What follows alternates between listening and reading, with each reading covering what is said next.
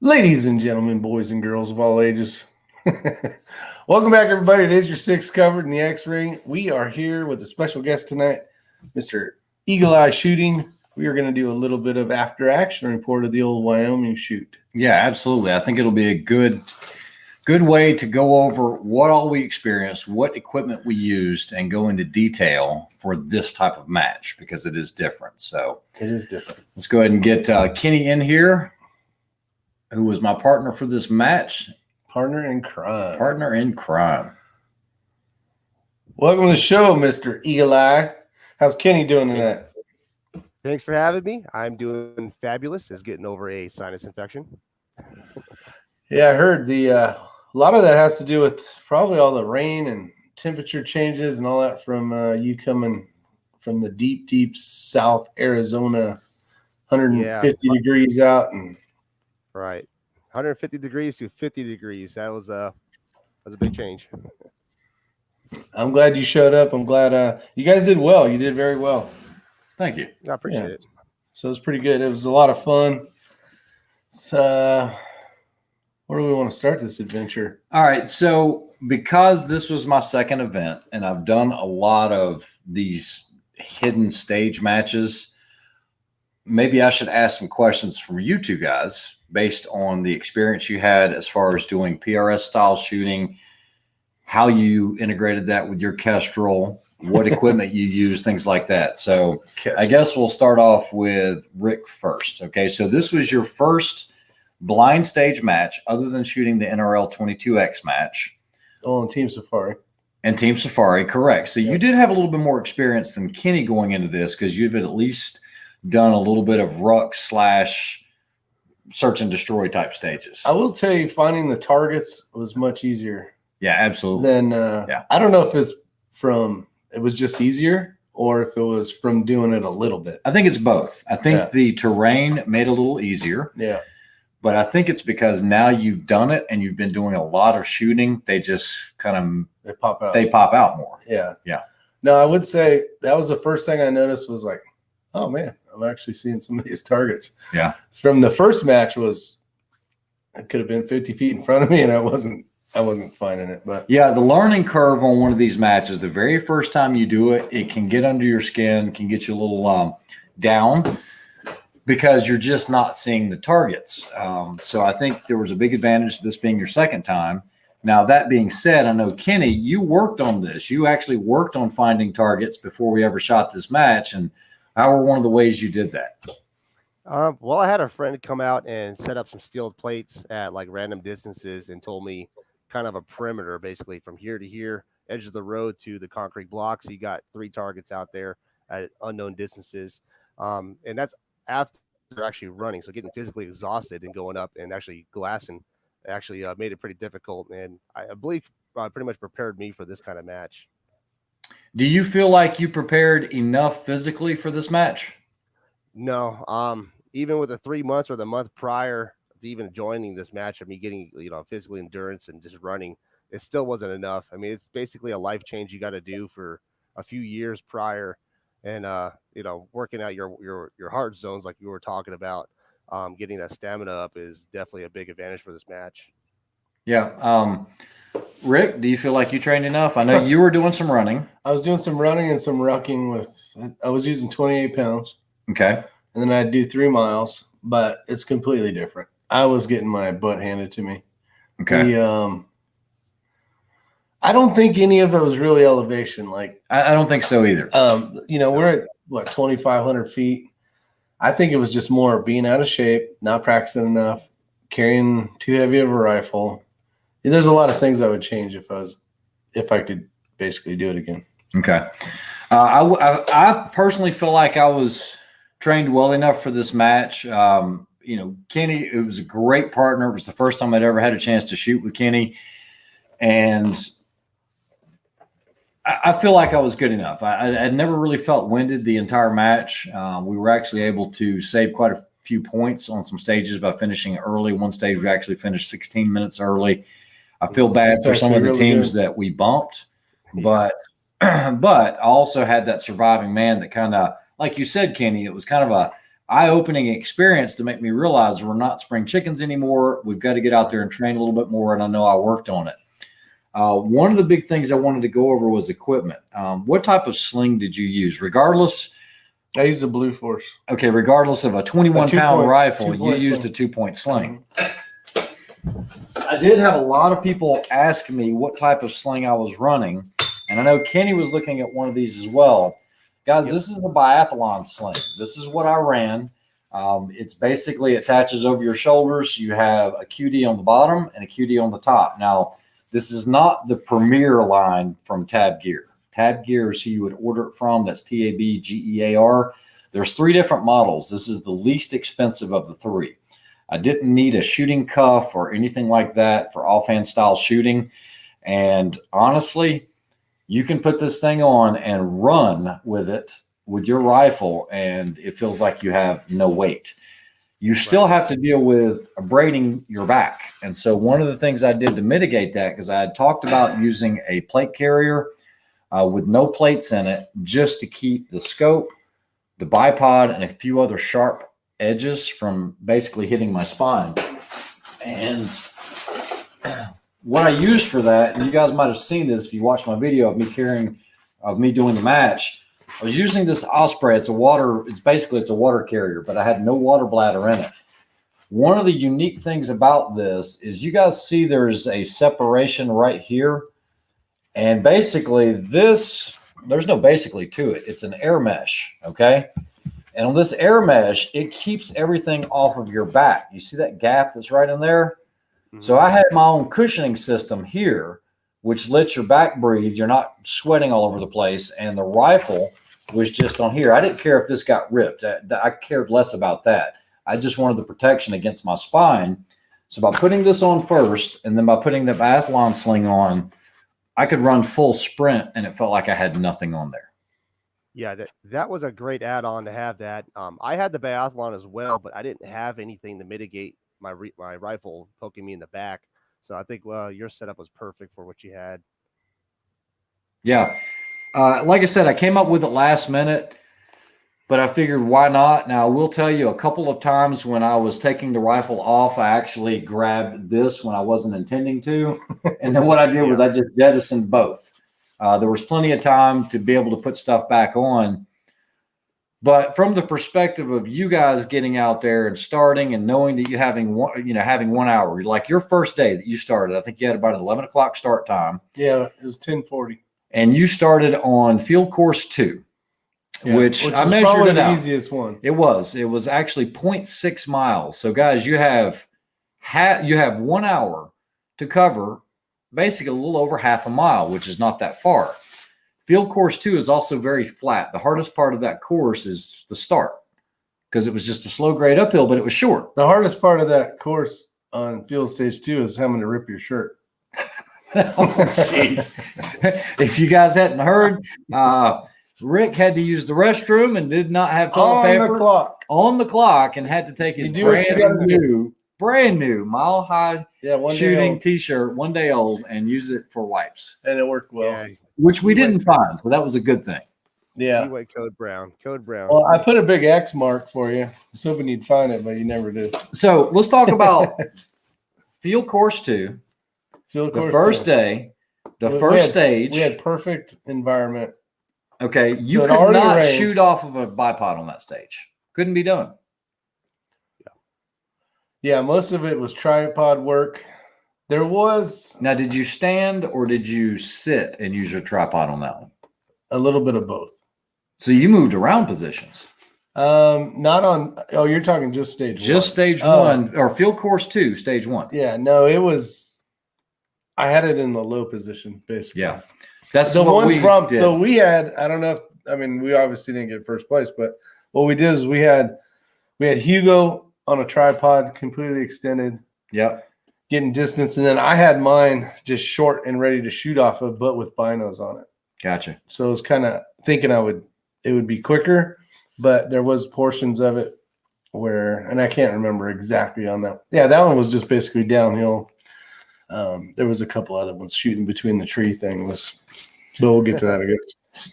So Kenny, this being your first match, I'm sure you remember on that stage, we're talking about the stage we finished up with, you know, I started doing some thinking after the fact, and what I was thinking we probably should have done was use the second tripod as a rear stabilizer. Yeah, you had that Anvil 30. I've never had experience with that. I believe that was a pretty solid system. I think what really helped us out was us being observant. We were able to kind of see the team in front of us down the hill, you know, kind of see what they're kind of doing. You kind of get a guesstimate of what their kind of shooting position was. So, I mean, that's kind of what helped us out, I think, on that one. But still, shooting off a tripod, regardless, anything that stabilizes, I should have used the other tripod, like you're saying, as a rear support. That would have been perfect. Okay, now this was also your first experience, and remember my saying, you don't know what you don't know. This is the first time you've used the Anvil 30 on a really right stuff tripod. What was your impression of that after comparing it to your two vets and these other Leo photos that you felt was good enough? Is it that much better, or is it? Tell me your opinion. No, that Anvil 30 is a great system. It's a very, very fast. Just to get your rifle on there and lock it down, you roll it right off. I think that's a great system. Comparing that with the Leo photo that I had, I'd pick that Anvil 30 over the Leo photo any day, and or as well as all the other systems I've tried so far. I think the Anvil 30 is one of the best systems I played with so far. Well, the problem with a lot of those, and I think Hugo had one. I can't remember who made it. You don't get enough cant or you know, you can't point it far enough down with your rifle, and you can't go up high enough on a lot of them. The ones that have the big head with the basically the underneath thing, you can't. It doesn't have enough swivel. Yeah. Yeah, and guys, we haven't to discuss anything that we're going to be talking about tonight. This is kind of off. This is actually off the cuff, 100%. I just showed up 5 minutes beforehand. I didn't talk to Kenny other than, hey, let's just go ahead and do an AAR of this match and get everyone's feedback. So you guys are going to be hearing it firsthand on how we did things. Now, one of the other things that we incorporated, and look, I'm not promoting this, but this is, you know, this is something that I sell, and this is what I used as a data card on all of our stages. Not all of them. We didn't do it on all of them because of something that happened. And it hurt us, but we were able to recover from that because I'm accustomed to using that. But on the tripod, guys, now this is the really right stuff. What I do is I take 3 pieces of hook and basically attach it. And this actually still has the data from our very last stage on here. I'm going to put it upside down. down. Now, Kenny has never used that, but was it a huge advantage? Was it what was it? Did it help or not? Well, it honestly did help. We did have that was it the last day where we didn't have that actually with us, so we adapted and overcame and went back to the basics of using dope and just calling out the shots with communication. But honestly, that really helps out because I can see exactly what he's engaging, what target he's going to go next. I can tell him, okay, go up 3 o'clock, 200 yards, that's your next target, your dope's 3.3, go for it. And that made it a lot faster with that data card.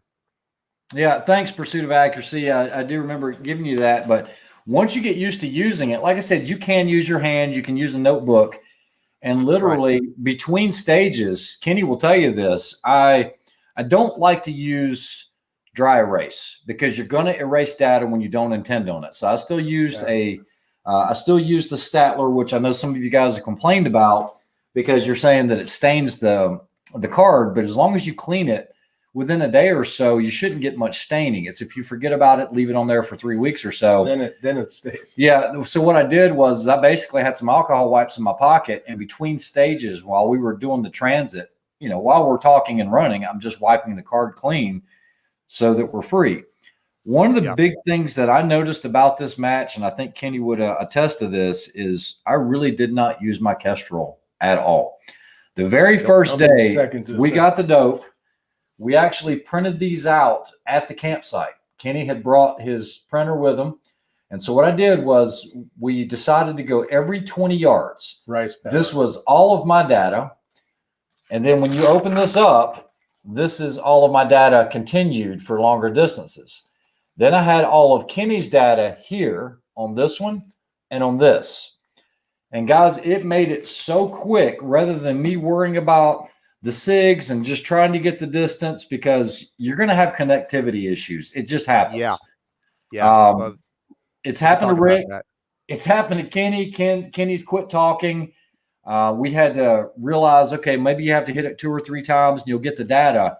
By the time you hit it and get the distance, you can look straight down and write your dope and you've got it. You're not waiting on that delay.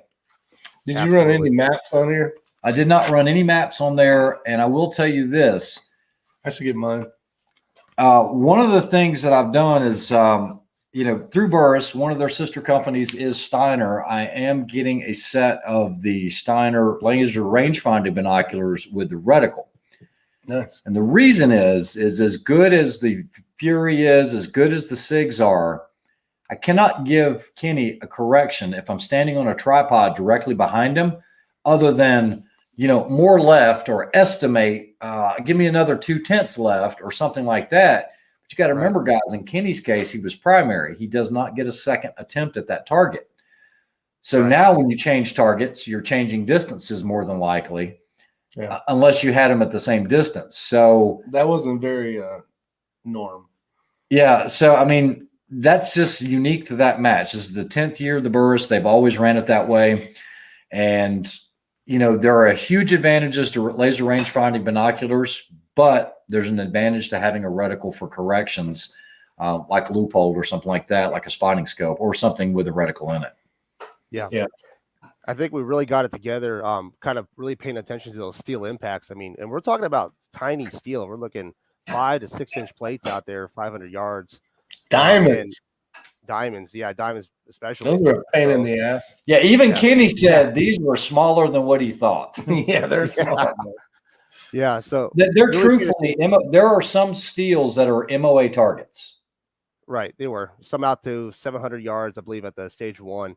That last stage had MOA targets. Yeah. Small diamond, straight ahead. Right. But I think really helped out with the wind calls with just kind of paying attention exactly where it's hitting steel and how the steel deflects. We're signed up, Ortiz, me and Hedges.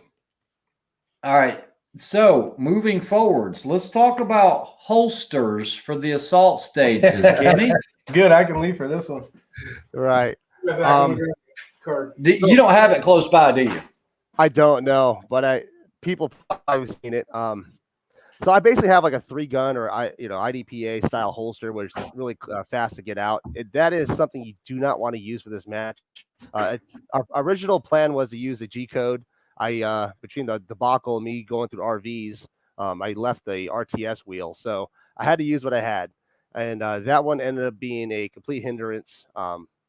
Basically dropping the pistol, unloaded, luckily. Now, guys, before you say anything, let me cut you off here for just a second. Yeah. This match, guys, this is ran by Competition Dynamics, which they run some of the smoothest matches you will ever attend. When you have a start time, when you come up with the squad matrix on day 1, that pretty much sticks. You know where you need to be. You know where you need to show up. Everything is laid out with maps. You take pictures of it, put it on your phone. They know people come from a long ways to shoot these matches. And one of the things I do know is that if your pistol is unloaded, because of things like that happened to Kenny, we didn't show this on the video, but there was a stage where his pistol came off, but it was unloaded, and that was okay. They don't DQ you from the match because they're pretending that it's real world. You drop your pistol in the real world, you don't go home. You still got to stay in the fight. You got to make sure that you get it back in the holster and continue on.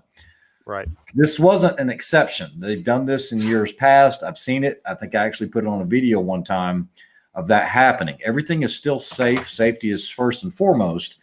But I knew at this match, guys, when you start slinging heavy long guns, that are 18 to 21 pounds, if you don't have a holster with some type of hood or positive retention, not a tension or friction retention, but positive retention, you're probably going to lose your pistol. Absolutely. Yeah. And like you're saying, we had about, I think, 4 or 5 ROs that will follow you through the stage, ensuring your muzzle is pointed in the safe direction. Some of the footage that we had is with a wide camera, so it's going to look like it's unsafe. But I'm telling you, man, everybody's watching where your pistol's shooting or where your pistol's aiming at. Yeah, absolutely. On the that assault course that we did get a lot of those comments on, there were 4 or 5 ROs following behind us coming out of the tire. Do you remember that? Yeah. You get a bunch of comments on that one? Yeah, because they were like, you really have to trust your partner. And it's like, no, it's that wide angle that you're seeing, because Kenny looks like he's shooting and it looks like I'm in front of his muzzle and I'm not. Oh, gotcha. Right. So they require angles. Yeah, exactly. It's all the angles. I mean, you do got to trust your partner, because you're going down a ravine that there was the second time we did it just rained and real slippery. Yep. Same and thing. I slid down the hill, and just point it in the right direction and keep going, finger off the trigger deal. But yeah, now they're not going to put up with any type of negligent discharge or anything like that. Rick has now gotten his field card with notes. And so here's another way of doing it, if you want to show them that. So one of the things I will tell you is shooting a bolt gun. I was thinking, I started at 275. So you're going to see 275. So I didn't do anything closer than 275. But let me show you the last stage we shot at. Everything was, the farthest one was 238. I had no dope. So here's what I do is it's a whiteboard. I use grease pencil, and then I just use my shirt to wipe it. And that actually worked really well. The one thing I did not like is when you go to find your first target, let's say you find one and you think it's, we'll call it the middle, right? And you kind of put it in the middle. Sometimes you run out of sheet. Yeah. Depending on if there's a bunch over on the left or the right. So this is too small. I mean, it'll work. People use it. The lighting sucks. But having that big whiteboard would have been definitely better. I did have myself and Hugo's dope on here as well. So, and that's why I came up with the card, guys. I mean, it was just one of those things that makes life so much easier, even for PRS or anything like that. You can draw shapes and all of that, and it works well.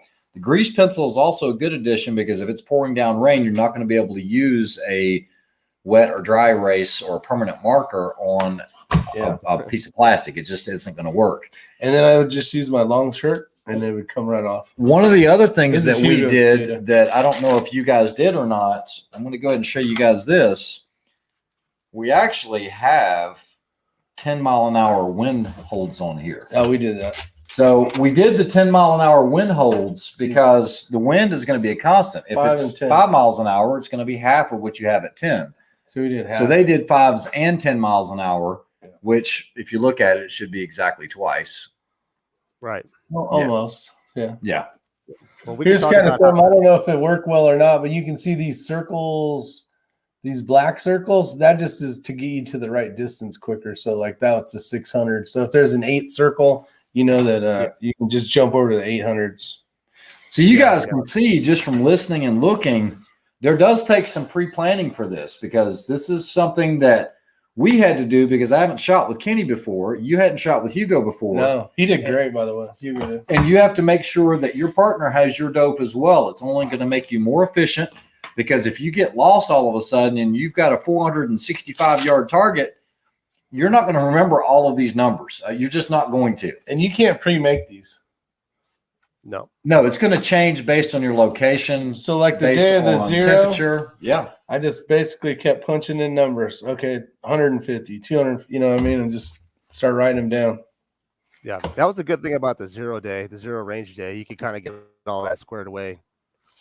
Well, and like Ray had said earlier, I did not use my Kestrel. I spun it up the second day just to see temperature-wise, because we zeroed at like 83. Yeah. And then it was 54 or something when we shot. And I wanted to see what the difference was. It was a 10th. So I was like, okay, I'll just minus a 10th. Yeah. Or add a 10th, actually, on the cold. We had an issue with my rifle after I took that first false. Either the rifle or something itself shifted over left. And after re-zeroing, we found out we were 6/10, or I was 6/10 left on my impacts. Yeah. Yes. Yeah, I do remember that.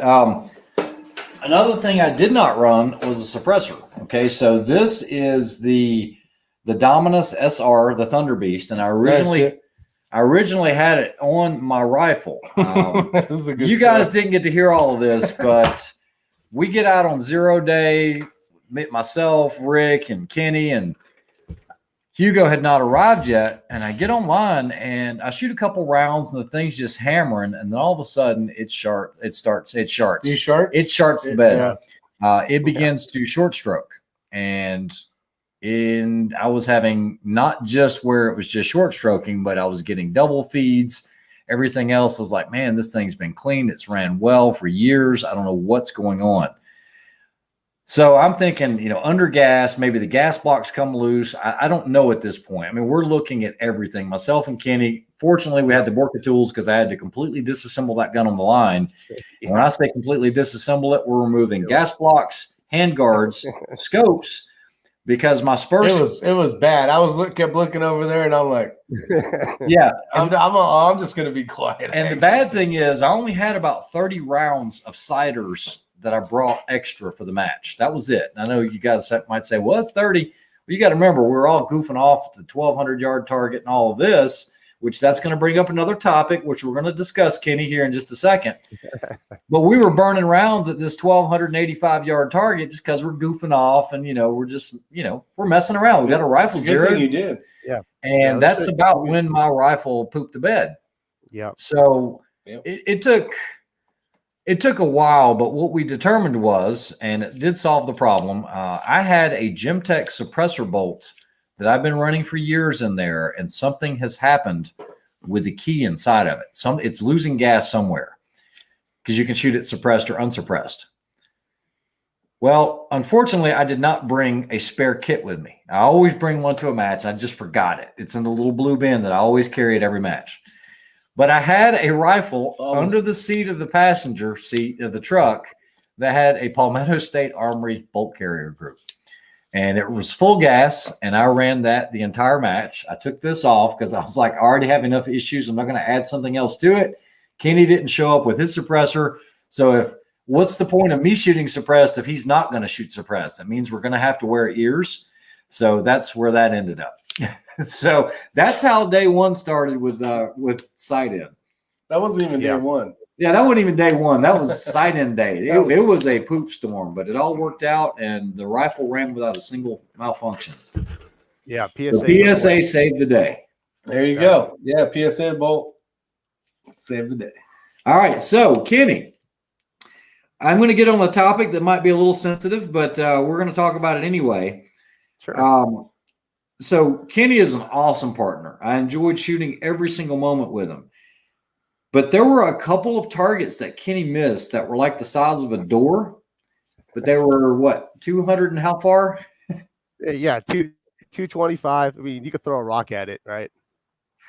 You could have probably hit it with your pistol. Pretty much. So the topic became basically, how was that possible?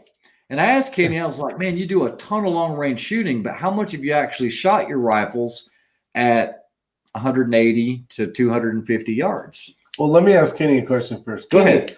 What distance, shortest distance did you have dope for on your card? First day I had 300. And see, I went with the same thing. I went 275. I'm like, there's not going to be anything within 275 yards. And there was. So yeah, the first day was like 120, 130, and then 270. I mean, I always brag about that long range for me starts at 1,000 yards. So I told Ray, like, dude, I don't have any practice with shots within 500 yards. I mean, I barely do that. So it showed. It showed bad on the first day. Yeah. Now that being said, I mean, he did a jam up job. Like I said, I'm just giving Kenny a hard time, but I'm like, dude, you're banging these MOA targets at 700 yards and you missed a truck door at 238 or whatever it was. He's like, I was like, how's that possible? How'd you hit the diamond, but you couldn't hit that target? I was like, I don't know. So this is the funny part. There was a stage where they lost a target. So the RO said, re-engage any other target. So Ray picks the closest target. He's like, this is simple. I take the shot and it dives 20 feet low right before the target. He's like, I was like, what was that? I mean, I think it hit like 50 yards out. Yeah. I mean, honestly, I don't know. I had the dope dialed in. I could have had some mud in the muzzle still. I don't know. But honestly, that was just my luck. And I told him, hey, man, that's just something I told you. I suck really bad at shooting anything within 500 yards. It definitely was showing that day. Somebody says at Ray, he's a builder, not a professional shooter. I don't know what that means, but either way.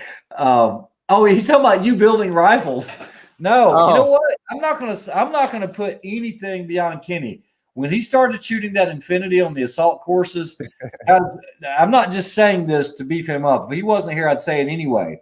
It is so hard to find someone that is really good with a pistol on long range steel, but can still shoot long range rifle. That combination is rare. It's hard to find. Yeah, most bolt or rifle guys don't practice pistol. Yeah, and I don't know if they're watching or if they're not. Hopefully I don't say anything out of the way, but there were a lot of teams that shoot a lot of 3-gun that were there that struggled on long-range pistol. Kenny goes out there, and I'm like, dude, now we're talking. I mean, those assault stages really help bump you up into points. You know that. You saw it in the point standings. Because you're going against guys that do know how to shoot long range and do know how to shoot pistol, but they like to put steels at 30 to 50 yards, and they're about 10 by 10s, which sounds easy, but they try to get you gassed a little bit. And yeah, those are pretty easy for. Yeah, if you're a proficient shooter, there's a lot of guys that will go through multiple mags trying to hit that distance. I heard some. Oh, yeah, we heard them. Ding, ding, I heard boom, boom, boom. Yeah. We were shooting those things so fast that the RO thought Ray was double engaging. And we're like, no, dude, we're just, we had a good plan going. So he engaged, I engage. So. Yeah, it's a good thing +5 trained you before you left. Absolutely. Got some of that Ranger training. There you go. Yeah, yeah. No, I know you're just messing, Shaggy. Which Shaggy, I think he's the one that's been doing all the building stuff that he's been posting on Instagram. I've been following it. Yeah. I've been following it for sure. There was a big mess of wires on that last one you posted. On the side of the house. So I did omit the suppressor as much as I hated to, because I like to shoot that rifle suppressed because it's just so easy. I mean, you can just hear everybody, not having to run around with ears in and whatnot. Now, with regards to some other equipment, I know that you're running a really right stuff polymer Arca Swiss. Yeah, that worked great. Which looks like this, guys. And basically it clamps around the eyepiece of the binos. And so it's got an Arca Swiss. That's the aluminum version. This is the aluminum one. I have the polymer. Now, Rick had a polymer. Did you break it or did it just come off? What are you talking about? No, it didn't break. What was the white thing around your Fury? That was the eyepiece. Oh, so you broke the eyepiece. Yeah. I didn't put them back in. Yeah. When I put it in my bag. It snapped the eyepiece off?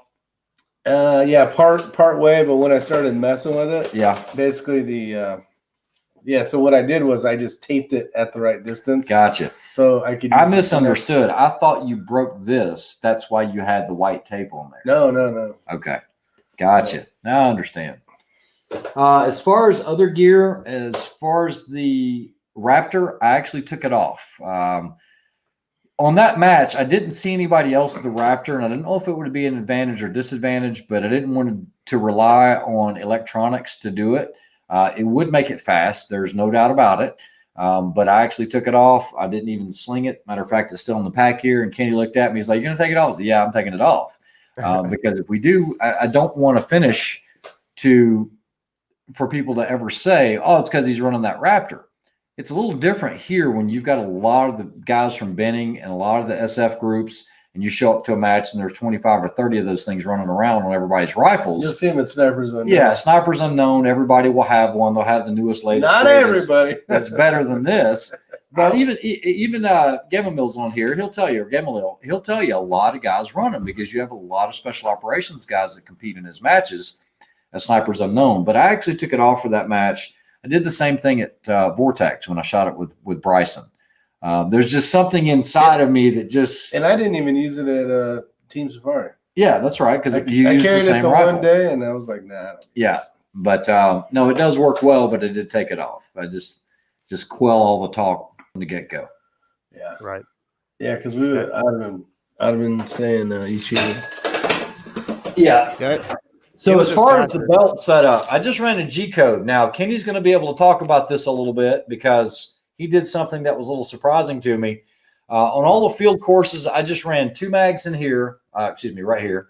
And so I had 2 30-rounders, and I had a 20-rounder in my water pack. I had nothing else in that thing. There was nothing in it but my scorecard. And that was a just in case, poop hits the fan, I need another mag, we've got one as a just in case. So the key was keeping it very, very light. But Kenny, you actually had a problem with yours. Multiple. Yeah. Yeah. So hey, you're shorter, longer. Not longer.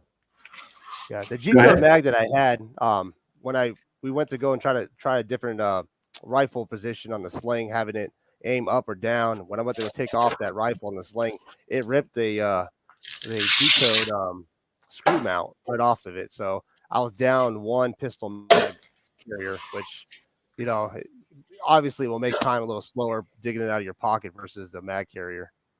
Okay, so guys, what he's talking about are these screws that you see beneath this zip tie. It actually ripped it out of the carrier. When you start carrying 18, 19, 20-pound rifles with a sling and you grab it very quickly, you can break these off of here. You'll actually see where I did it to mine, and I had to put a zip tie around it to keep this secure.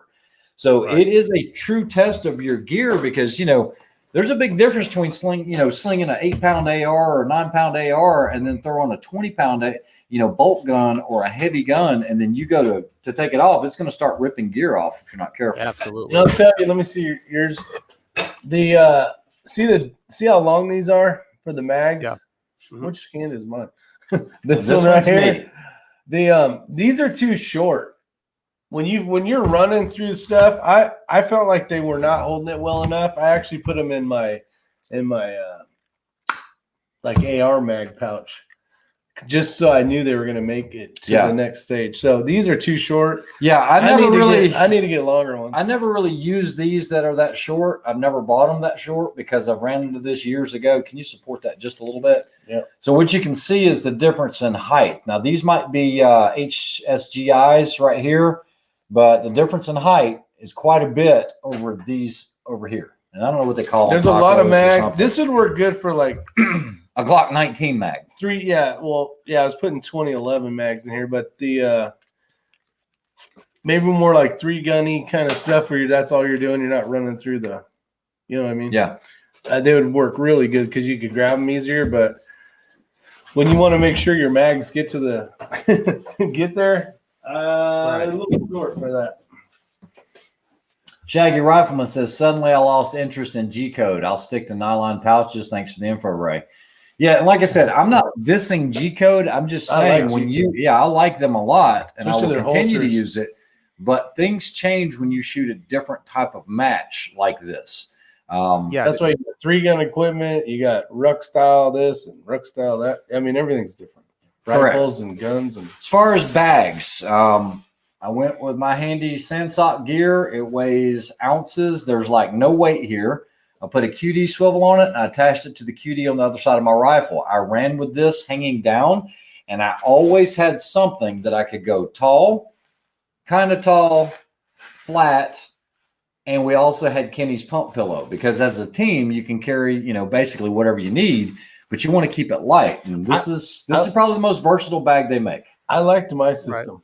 I use the same bag, but I ran on a thing and it ran around and then attached to my bolt. Oh yeah, that's what everybody thought it was. If they thought it was a cheek riser, because on your rifle when it was slung, this looked like a cheek riser. Yeah, and when I get on the ground, I just unhook it because I needed to open the bolt anyways. Yeah, right. That's good to go. Yeah, that pump pillow, I didn't really use it, but it did come in handy on one of those stages, the actual stage we cleaned. I used Hugo's probably three or four times. Right. Yeah. I was gonna say, dude, honestly, the triple pull SkyPod would have been a lot handy in this match. I didn't think I would need that much extension, but oh my gosh, there's a few. Oh, that one where you gotta like hold the rifle up for your partner crap because we didn't bring a tripod deal.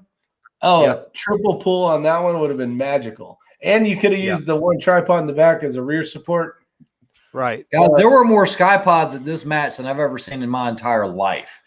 Yes, I do get that they're expensive, but remember, this is a different style match. You need a SkyPod there. Yeah.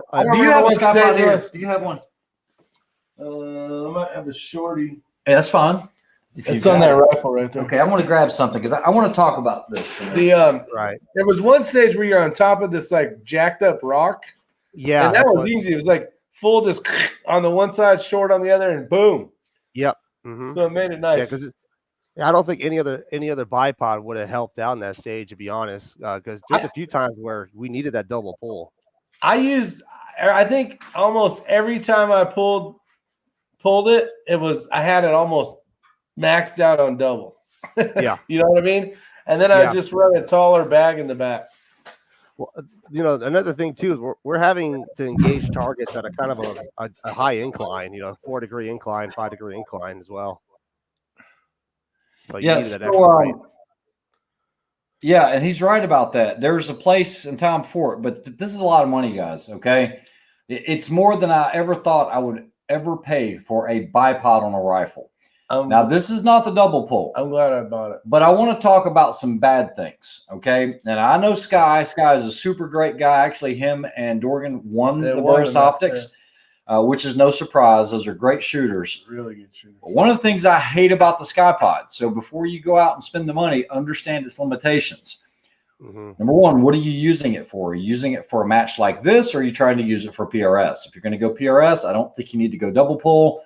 That's the PRS I think you just go with the PRS version. But one of the biggest arguments I have with this is there's not enough tension on these springs to deploy it.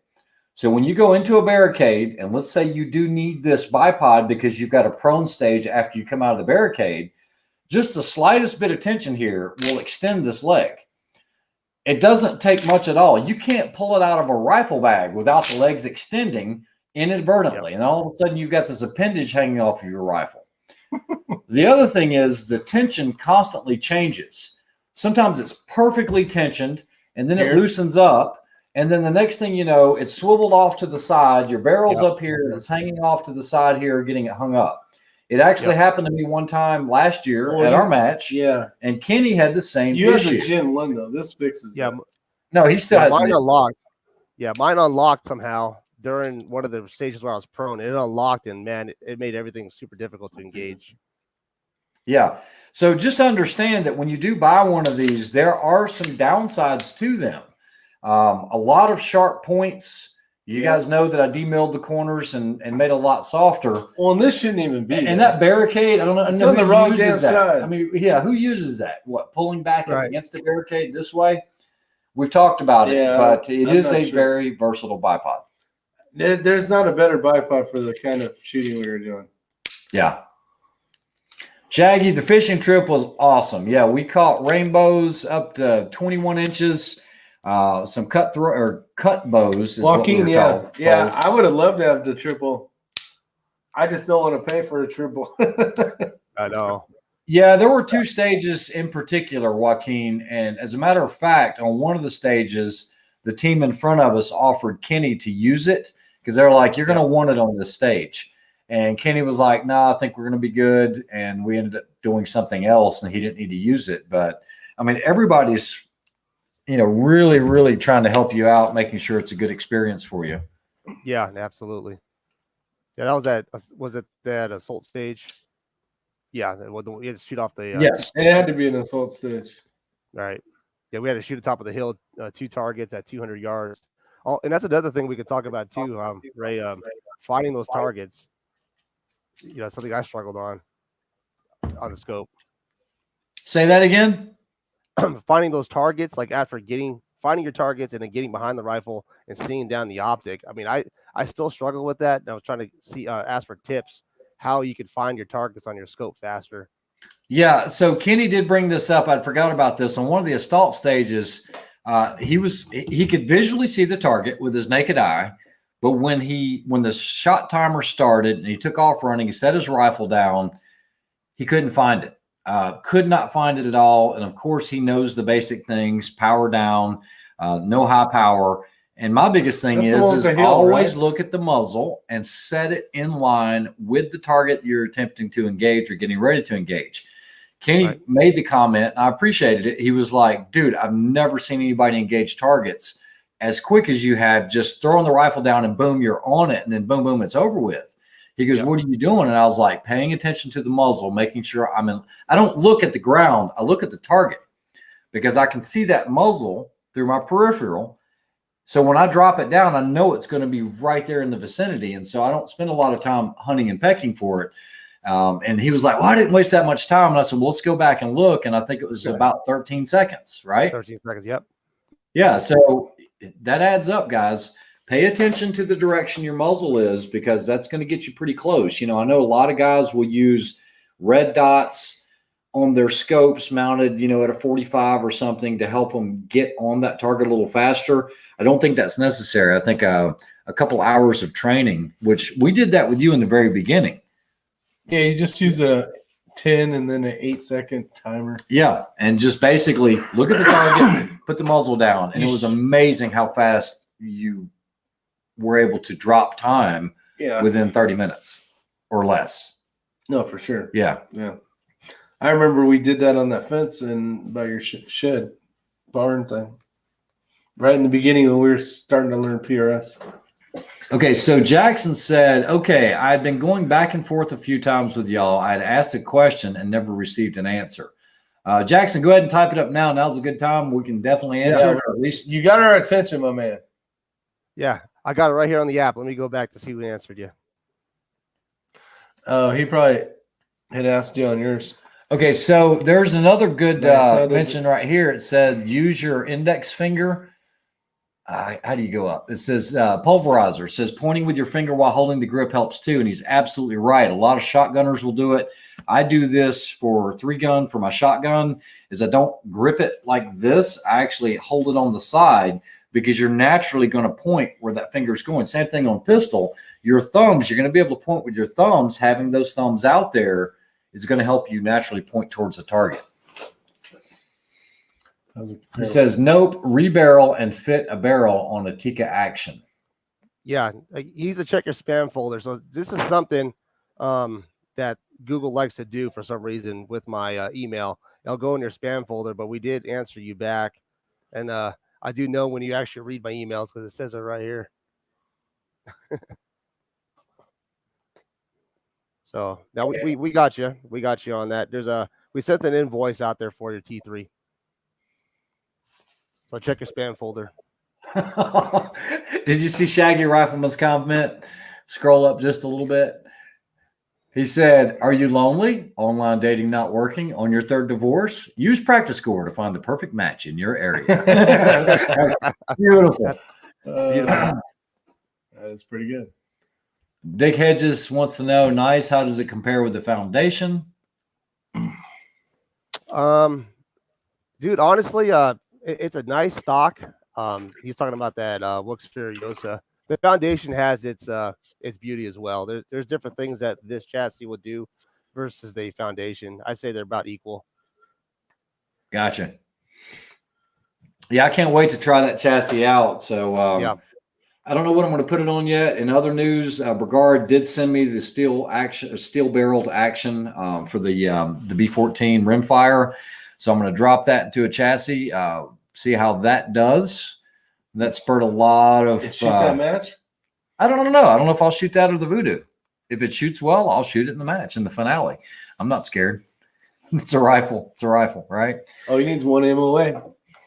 Yep. Yeah, you know what? For a rimfire match, long range ELR, you need to be able to shoot. Yeah, I want it to be able to shoot. As long as it holds decent groups, then we'll be good. I just need to find ammo for that it likes. So, any updates on the soft rifle cases? Yeah, JT holds the soft rifle cases are done as far as the prototype. The problem is the cost, and the cost is going to be, I think, too high for me to feel comfortable with trying to market that. The cost is stupid expensive. The cost is actually what I was going to attempt to sell it for. So we're going to do some more discussion. And what we've been working on now is we did do a 1,000-piece order of the belts. They should be finishing those up anytime. And then those will be coming to market. What else? Oh, you guys might have heard of Colin Fawson. He owns Feehoo Outdoors. This is the company. Super, super good guy. I've known him for years.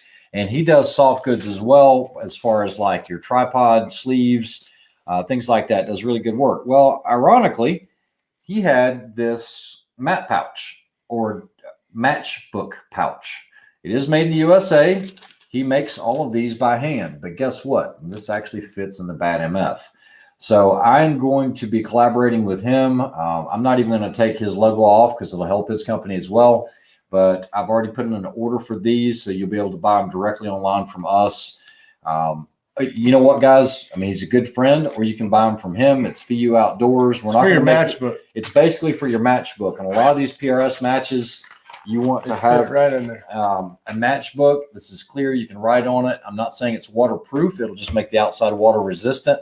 But he makes each of these by hand, and the zipper is a good quality zipper. So I will be offering these up on the website. We've already started an initial order, and we'll go ahead and put those on the next week or so when they come in. All right. I'll take 2 belts When they arrive. All right, 45 auto. Like I said, we're working on them. We did a huge range of sizes for everyone, and they're pretty comfortable. Actually, very, very comfortable. What other gear or equipment or anything like that do you want to talk about with regards to the match? What you could have done better? A good thing is anti-fog, basically. How many of you guys, did you guys run any anti-fog? I had it, didn't use it, didn't need it. Yeah, see, I ran it. I put it on the binos and the scope just in case. Yeah. When you go from like your car outside, you get that temperature change, it'll fog up. But when you talk, like you talked about, you can fog it up. Yep. So it just fights it off faster. Yeah. It goes away faster. So yeah, I actually keep that with me at most of the matches, and I had some. I told Kenny that I had some, but we didn't use it. Basically, for me, is take the lens caps off, get your rifles out in the weather, let them acclimate. You're going to have a lot less issues than taking from one temperature to another. As far as the gear, I'm going to go ahead and say I had 0 issues with any gear that I ran. Kenny, how about you? No, I think besides the my pistol belt, battle belt that I have, that'd be the only gear that I had issues with. Other than that, I think you're exactly point on or spot on with running light, and we did a lot of testing. yeah, Huge shout out to Dick Hedges for helping me out with getting the paracord and that 2-point sling set up, because that really helped out in this match. there was somebody, I don't know who, it might have even been Hugo. Somebody had a failure of a sling. Yeah, Hugo. Was it Hugo? Yeah. Yeah. So having the P cord or some type of cordage on there, just in case, huge. You know what? A huge shout out to them freaking boots I bought. Those Hokas. Yeah. those things are the shit. Running through the grass and having waterproof. I mean, Hugo's feet were just wet from start. I mean, just slopping wet, and my socks were dry when I got back. Yeah, the footwear is very important. For me, it's hard to find shoes that actually fit, that don't put pressure on a bunion that I have. So I ran the On Clouds, and they're the Ons, and those things were outstanding. They're not waterproof. My foot never hurt. I don't care about waterproofness. I don't like the Gore-Tex. The Gore-Tex makes my feet really hot and really stinky. So in summer weather, now if it's winter, that's a completely different story, and then I will run Gore-Tex. But when you're running in weather like this, I'm okay with wet feet. It's no problem. I hate wet feet. Just have the flip-flops with you, and you're good to go. Isn't that right, Kenny? Yeah, we're gonna wear the flip-flops and that rice patty hat, man. I'm telling you, I was ready for it. Yeah, but it never happened. So So some other things, if you don't have anti-fog, if you guys are scuba divers or have scuba dived in the past, one of the things you can always spit and wipe it off. It will assist.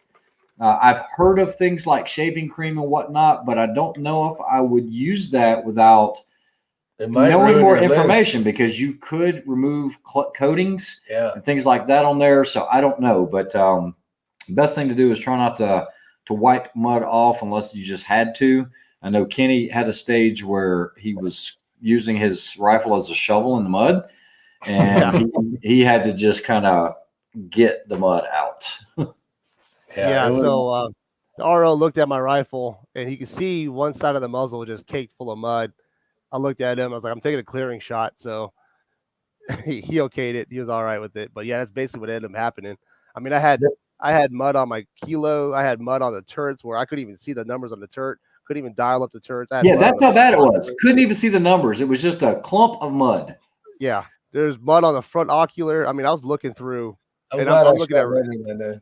Oh, it was bad, dude. I was like, I don't want to use my thumb to scrape off the mud. It's gonna scratch the ocular, but we See, had to do what we had to do. You do what you have to do. and a That's lot right. of people, everything from basically what 7:30 in the morning till It was 7:30 to 8:20 got screwed, and we were 8 o'clock. But Yeah, just there was a team from up in Maryland. They had hail, so Yeah, they actually had hail. so it's like you just never know. So getting lucky with your times of when you're leaving and how the weather's coming in and out. I mean, there's a lot, So you guys had to fight through some mud. We didn't. it was it was a lot of suck. I mean, it was What's up, a race Razor? of suck. Yeah, what's up, Razor? Yeah, cat crap is another good one. You found that at a lot of ski shops. I've used cat crap before. It's a paste, works really well. But like I said, it's never rained on me in a CD match out in Logan, New Mexico or here. I didn't even bring rain gear. We actually had to go get frog togs the last day because it kept raining on us in Douglas, Wyoming. And they were like, you know what? This isn't normal, but the ranchers love it because they don't normally get the rain. They need the rain, yeah. Of course, when we bought the frog togs, it never rained again. afterwards. Right. Yeah. Yeah, I didn't even plan on bringing rain gear. I brought a rain jacket just in case, like kind of thing, but had the whole idea that it wasn't going to rain. But I would have brought my rain pants. Actually, just so you guys know, running with that crap on actually sucked. I would have rather been wet. Correct. And that's what I I always overheated. found. Yeah. I overheated. You'll overheat, and then it gets miserable because then you have to manage this gear. And I told Kenny, I was like, man, it's only an hour. We get soaked to the bone. Yeah, your underwear and everything else gets wet, but in an hour, you're going to be back at the truck. Just bring extra clothes with you to change into. Yeah. Yeah, it sucked for a little bit, but it's just a little bit. Yeah. We were talking to Kyle, too, or one of the ROs saying he saw a lot of failures when that rain hit. Everybody started having overpressured, or a lot of folks started having overpressure cartridges, pop primers, failure to feed and all that stuff. So that's another. I mean, luckily, we didn't have that issue at all. Yeah. So here's another thing. Let's talk about that big elephant in the room. Another reason to bump that shoulder back. So this is something that I've learned that maybe a lot of people don't realize. And correct me if I'm wrong. You're wrong. But Kenny, you shot a 6-arc. Yep. And before you shot that match, people were saying, what about that cartridge for this application? They're saying it's underpowered. It's not going to be proficient. It's not going to be as accurate as you need it. You say you need to be a little bit faster in velocity. Okay. So this is the misconception that I kind of went down. You guys have seen it in my videos if you follow the channel. I'm thinking velocity, speed, least amount of recoil. Okay. Because 6.5 was the king years ago in PRS. That is no longer the king. It is not. Okay. It's dropped down to the 6 Creedmoor, and then it dropped down to the 6 BR and the 6 GTs and the 6 XCs and the 6 you name it. It's gone down there because they're searching that less recoil for less recoil, so I can spot my shots. Right. Now, one thing that I learned when Rick and I shot at the Hornady PRC event is that the pros, the true pros that finished in the top 10, I had 2 of them on my squad, and both of those guys were shooting 6mm bullets at around 2,900 feet per second.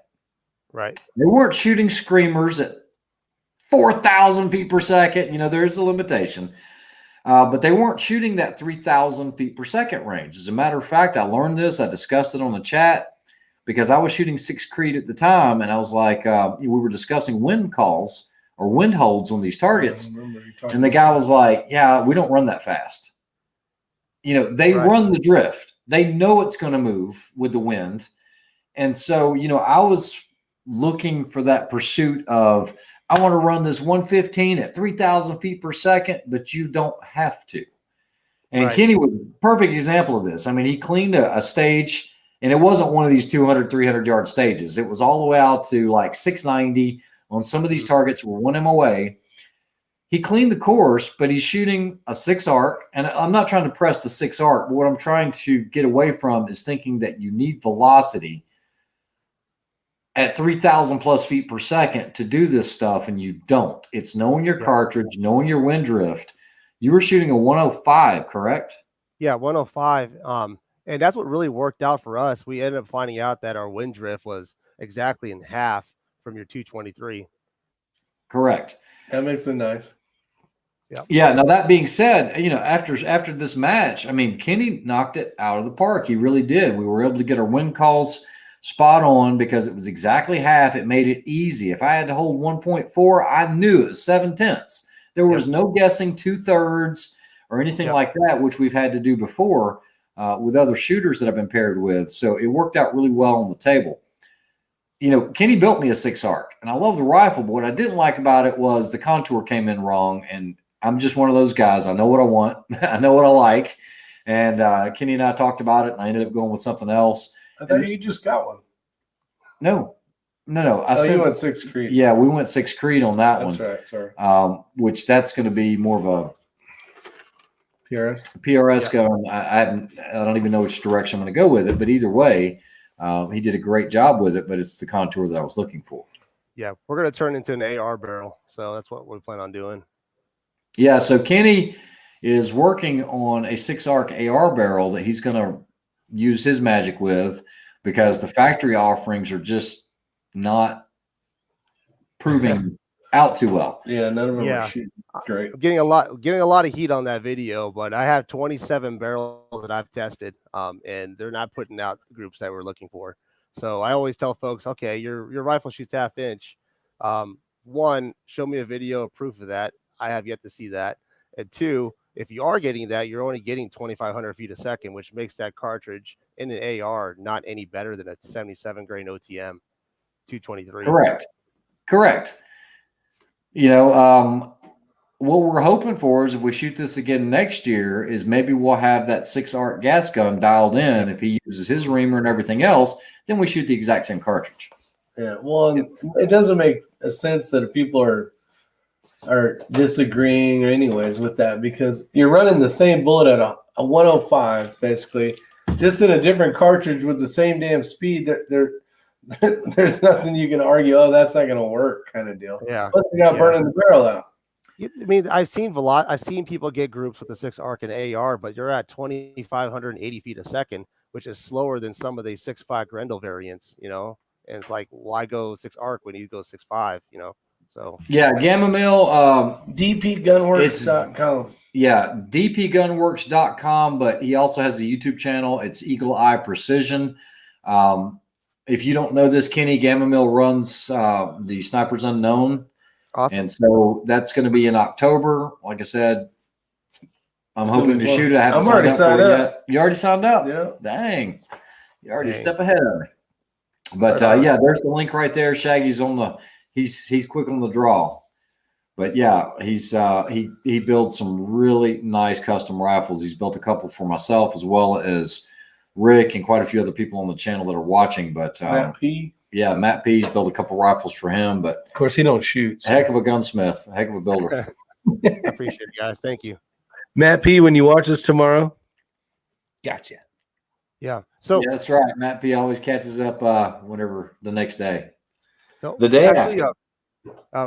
We were talking, Ray, about I almost switched my rifle over to a different caliber just because I was starting to get influenced by a lot of folks saying you need to go this route. I almost went with a SIG Cross 6.5 Creedmoor. I'm kind of glad I didn't because I trusted my instincts with the Savage I had. That being a Savage 10, I knew that the rifle cold bore is always spot on with the groups. So I figured that would have been an advantage to this match. No. Yeah. No, I'm glad you shot what you shot. It worked out well for sure. You did good. I wish I would have brought. Somebody was shooting a Win Mag. Oh, somebody was shooting a Win Mag out there? Yeah, there's a belted cartridge that I saw on the ground a few times on some of the stages. I'm like, who the hell is shooting a belted cartridge? I don't know if it's 7 Red Mag or somebody, but it's they're getting it. Carrying that damn thing. Yeah, Snake Man says that you just built him one in a 6-arc. Yep. Yeah, the beauty of the 6-arc and a bolt gun, guys, is you're pretty much getting, look, all of those other XC, X whatever things that are out there, but you're getting a barrel life that is second to none. Your rifle you came out with, you've got over 4,500 rounds on that now? Yeah, I think about 5,200 rounds in it, and it's still shooting 1/4 inch all day long. Yeah, which you're not going to get that. I mean, some of the other ones you can, like Simmons, he's shooting a 6 BR, I believe. Yep. Mm-hmm. And you can get extended barrel life, but Kenny. you're going to get that type of barrel life. I don't know. I haven't heard anybody shooting out a BR barrel yet. I know folks are getting up to 2,000 rounds at the local matches here, but they always switch calibers just because they're sponsored, you know. Yeah. Gotcha. No, the BR is a good caliber. It uses Varget, and the benefit with the 6 arc is that it's using ball powder, so you could go on a progressive press, have it set up, and load up 100 rounds in about 20 minutes. So. Sean, Yeah, and Sean you know, using anything from CFE 223 or Lever Revolution, those are going to be your 2 main powders. And I'm telling you guys, it runs.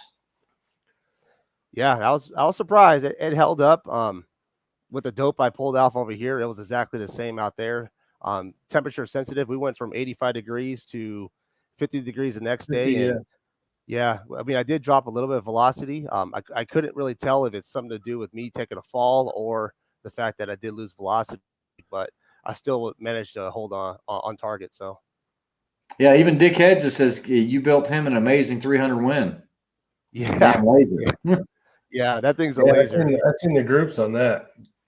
Yeah, Kenny, are you on Instagram? You have an IG account? Yeah.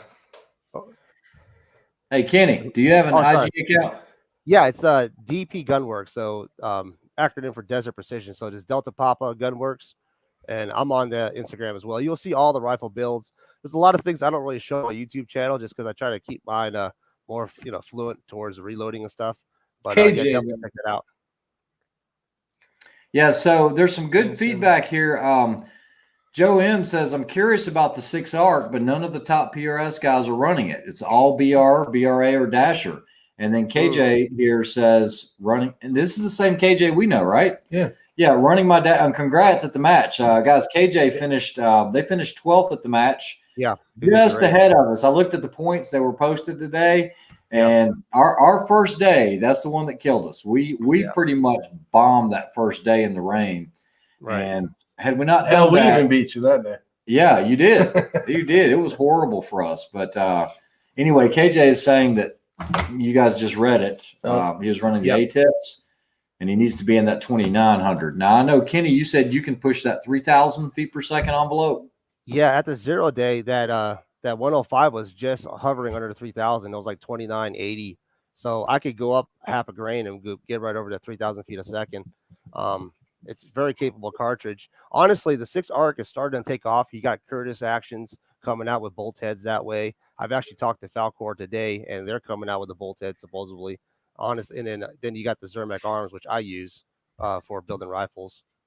Do you know that answer? I don't know that. Basically, Shaggy Rifleman asked, Ray, do you have any experience with the Tremor NFDDS? If so, what are your thoughts on those versus other variants? Traditional, I don't know. What's NFDDS? I should probably know this, but I don't know. I don't know. Night Force comes up, but I don't know. Yeah, well, I mean, TRMR. I don't know, unless he's talking about something loophole. I don't know. Sent you a follow brother on Instagram. Oh, Gamma Meal. Yeah, another beauty of this, guys, is if you shoot 6 arc, because like I said, I had one, you can take 6.5 Grendel brass and just throw it in your dies, and you're good to go. I mean, it's that easy. There's nothing else to do to it. Yeah. The only downside to it is obviously the bolt head's a .440, and then the powders like Lever Evolution and CFE, they're very sooty, so you're having to clean your bore out a lot more, and it cakes up the muzzle brakes pretty bad. On what, a 6 arc? Yeah, 6 arc. I mean, I haven't really tested accuracy after 200 rounds. I just know that I see a lot of carbon buildup, and I clean it. Oh, yeah, you should anyways. Okay, so Shaggy was talking about flashbangs. I have never called them NFDDs. We always just called them bangs. That was it. I've had a lot of experience with those. I've used them a lot. I don't know about the TRMR. I know that at that show, Surviving Man, when we filmed, they brought a lot of flashbangs out that weren't, they were still regulated, but they weren't regulated like the real deals. They worked really well, but I don't have any experience with those ones you're talking about. Yeah, flashbangs are not something you're going to be able to get readily, not the real deal ones. You can buy some simulators and things like that. I know that at Surviving Man, we went through cases of those things because when we were doing the building entries and all that, and you pulled it and it worked well, but it wasn't like the real deal. I was like, man, that's probably half the shock that you're going to get out of a true bang.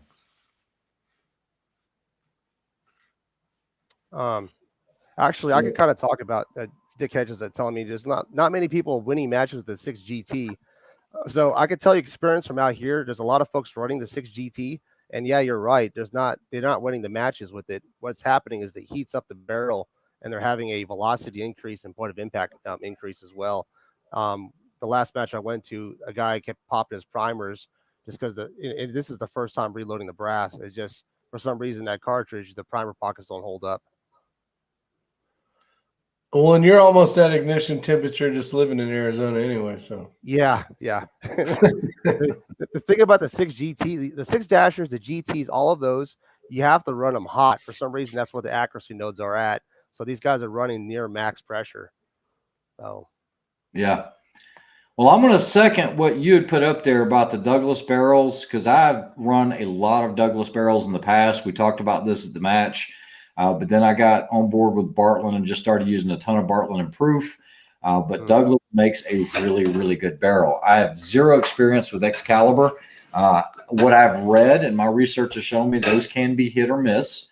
But I don't know. You would know better. Yeah, he's in Arizona again. Yep. I've been having good luck with Excalibur. I stopped using them right now just because there's such a huge back order. 16 plus weeks. I can't really produce the rifles that I'm producing now in the time frame if folks are going to be acceptable, I guess. I'm put right now at 5 to 6 weeks, and I have orders in for Excalibur barrels. That's what I shot in the past or have made in the past, but I probably won't get those barrels till December.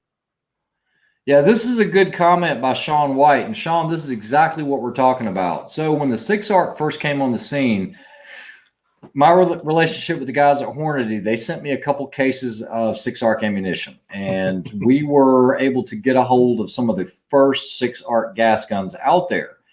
Myself, KB32, we got proof, but we're not talking about dogs. We're talking about proof guns, or proof barrels. And I experienced the same thing. It's like 1.5 inches, at 100 yards, I'm expecting better. I mean, what am I getting out of this? Especially with a proof barrel. When I'm using the best of the best, when KB's using the best of the best, and we're trying every single bullet weight combination powder there is, and every once in a blue moon, you'll get a MOA or sub MOA group. But like I said, once in a blue moon, it's not something that was consistent. Right. And Kenny did a lot more digging into it. And guys, you look at all the videos. He went deep into it. Yeah, Kenny went down the rabbit hole because him being a builder that has access to, the best of the best guys, Dave Manson, and talking to those guys with Manson Reamers and basically finding out what the free bore was and the jump and coming out of a magazine.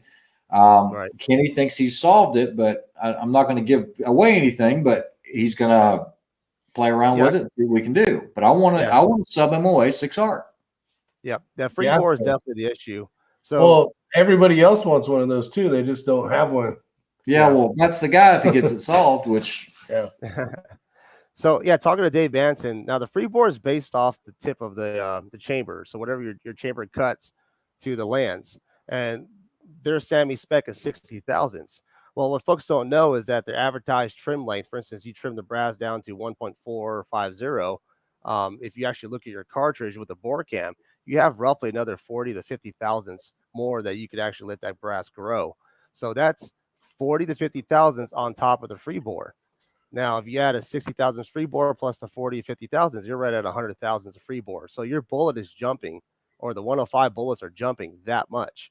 And from my experience with this cartridge, I built 72 of these rifles last year. I'm at 36 this year in a bolt gun. the accuracy node is right at 20 thousandths to 15 thousandths of jump.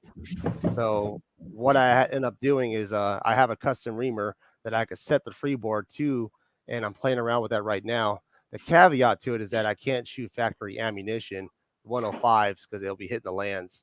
So it's going to be strictly a hand loader's cartridge AR barrel. Yeah, and that's fine with me as long as it is a sub MOA 6 arc. Yep. Winner, right? I mean, absolutely. Yeah, so we're hoping that comes to fruition. But there's been a couple guys that will post a video here and there, but show me consistent group. Show me a 5-shot group. Do it 3 times. And if you show me a sub MOA 6 arc, you better hang it on the wall because they're few and far between. Yeah, absolutely. The guys that are actually shooting a decent group that I know of are using Elijah barrels. But I do know that Elijah has a custom reamer, a custom chamber. It is not a Sammy spec reamer. So, there's also guys like, I think JRB, Johnny's Reloading Bench, is doing testing with it. A lot of folks reference that.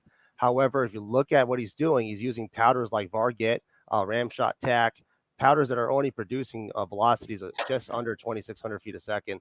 And like I mentioned, that doesn't make this cartridge any much better than a 77 grain OTM out of an AR. So, that's just my opinion. Why switch over and go through the hassle of trying to find mags that are a 6.5 Grendel, bolt head, and all of that when the 77 223 would do just as good? Yeah, exactly. And, guys, I don't put a lot of content out with regards to reloading. Kenny did for a while. I don't know if you're doing as much. I'm just not one of those channels, although I do a lot of reloading. So if you're a guy that's shooting 77 grain 223 and you're wanting to get, something like that Mark 262 load, the Black Hills, the 77, the TMK, you're never going to be able, and I don't think you're ever going to be able to reload to the velocities that Black Hills is getting on that. Insane velocities that you're just going to reach overpressure signs and things like that. I don't know what kind of voodoo they're doing, but they have some type of hybrid powder they're doing. And I've been shooting that Black Hills for years. I'm direct with Black Hills and I love that ammunition, but I cannot load to it. And I've searched all the threads and everybody does this and they do that, but nobody's getting that velocity. One of the big things, and when we were loading for this match, because I was using a 77 TMK, the Sierra Tip Match King, is primers make a huge difference. Huge difference, okay? Especially now with very little primers available at a decent price or even available at all.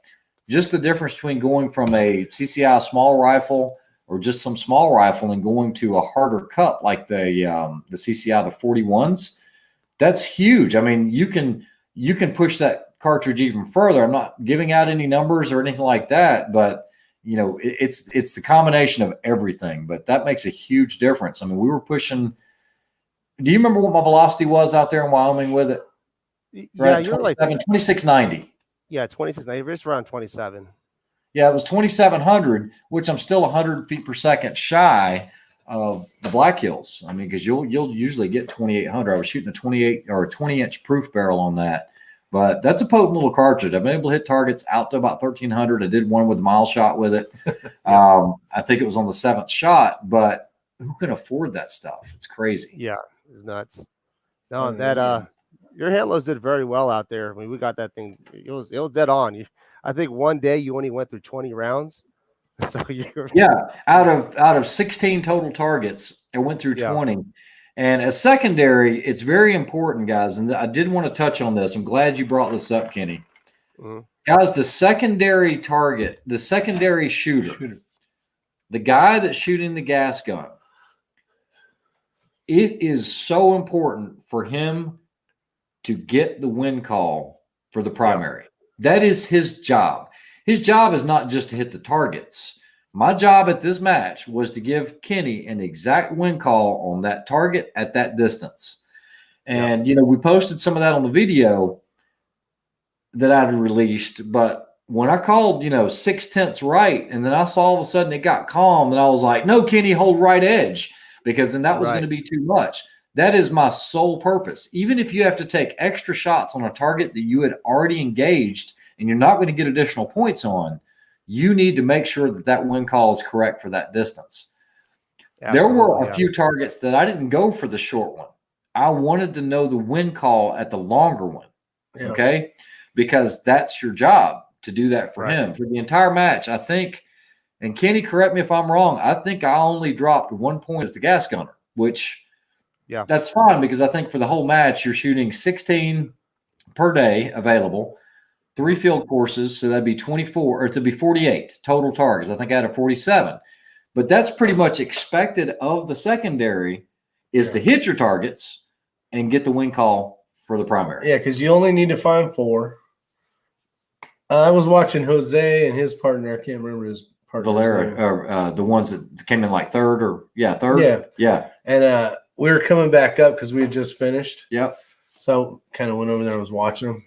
And he actually shot the farthest target just for a win call. He already did his 4. Correct. There you go. He's like, don't, he's like, I don't remember what it ended up being, but. Yeah, now you're not going to get points on it, and you're still on the clock. But it's saving your bolt gun guy from having a guess. Yeah, because a hit is a hit. A point is a point. That's miss what you want. is a miss. Yeah, the secondary is more like the team captain, in charge of a lot of responsibility to help bolt gunner. That's what I noticed. Yeah, I mean, it is a lot of responsibility because the bolt gunner is only going to be so good. And, I mean, any extra data that he's got so that he's not guessing, because you don't get to re-engage it. You got to move on to a different distance and a different target size. Yep. For the bolt gunner. For the bolt gunner. The bolt gunner's got to hit 300 yards, though. That was like 258. How did you miss that? I don't know. Yeah, I think I actually said that. I cut it from the video, but I was like, how did you miss that? I'm just like, 238. Sorry. Rick's got it written down on his card because he finished up on that stage. And I know a lot of you guys. There is a 296. Oh, let's hold on for just a second. A lot of you guys might look at this dope card that he's got that's got 150 and 238, 298 and be like, what the crap, man, I could do that with my pistol. You have to understand, this was on field course 1, which was really designed to gas you out because you had to go up a mountain every time you got to a new stage. And when Rick told us that was going to be his last stage of the match, I was like, oh, you're going to be hating life. Yeah. Kudos to my partner, though. Hugo, he carried my rifle 1 from, I think it was 2 to 3 or 1 to 2. Oh, yeah, it was a steep hill. There's Jason. What's up, Jason? Yeah, no problem, brother. He shot the 6 arc on the 0 day. Nice. Okay. Yeah, that was Jason. That was the guys from Maryland. Right, yeah. Those are the guys that gave me wipes. They gave you wipes as well, wet wipes. Yeah, I don't know which one. One of them works for, I guess, Wet Wipe or whoever the company is. The company is, which was awesome. Yeah, it was awesome. Yeah, I think Jason's the one that got they had that hailstorm roll in at the last day. Yeah, they got hammered. Yeah. I talked to him when they were handing out trophies. He's like, man, we got hit with hail. And that just sucks, man. They were shooting good. We'll see you, Dick. All right, we're going, Dick. So, Kenny, would you shoot this match again? What would you change, if anything? Honestly, with the weight of the rifle, I think I'd keep it the same.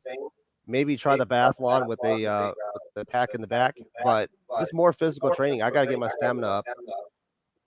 Like you said, we did bump 2 crews, but it'll be just that and just getting my dope correct at 300 yards. I was surprised we never got bumped. It depends. You didn't even have a team to bump you on the first day. Yeah, but the other 2 I did. Yeah. It just depends on who gets in front of you. It is luck of the draw. The computer generates it, and you don't want a rabbit team behind you. No, I'd hate that. We thought we did. Yeah. That day we started late, we thought for sure we were going to get caught up because these guys, when we saw them, they look pretty fit. Yeah, they were, but weren't those the same guys that were carrying the packs, the big packs? Yeah, so that's another issue I noticed too. A lot of folks carrying backpacks. That's where I saw a lot of time wasted. Get rid of it. You don't need packs, guys. Right. No. Carry all them packs if you're coming in. Fact is, put rocks in it, 5 gallons of water. You don't want to dehydrate out there.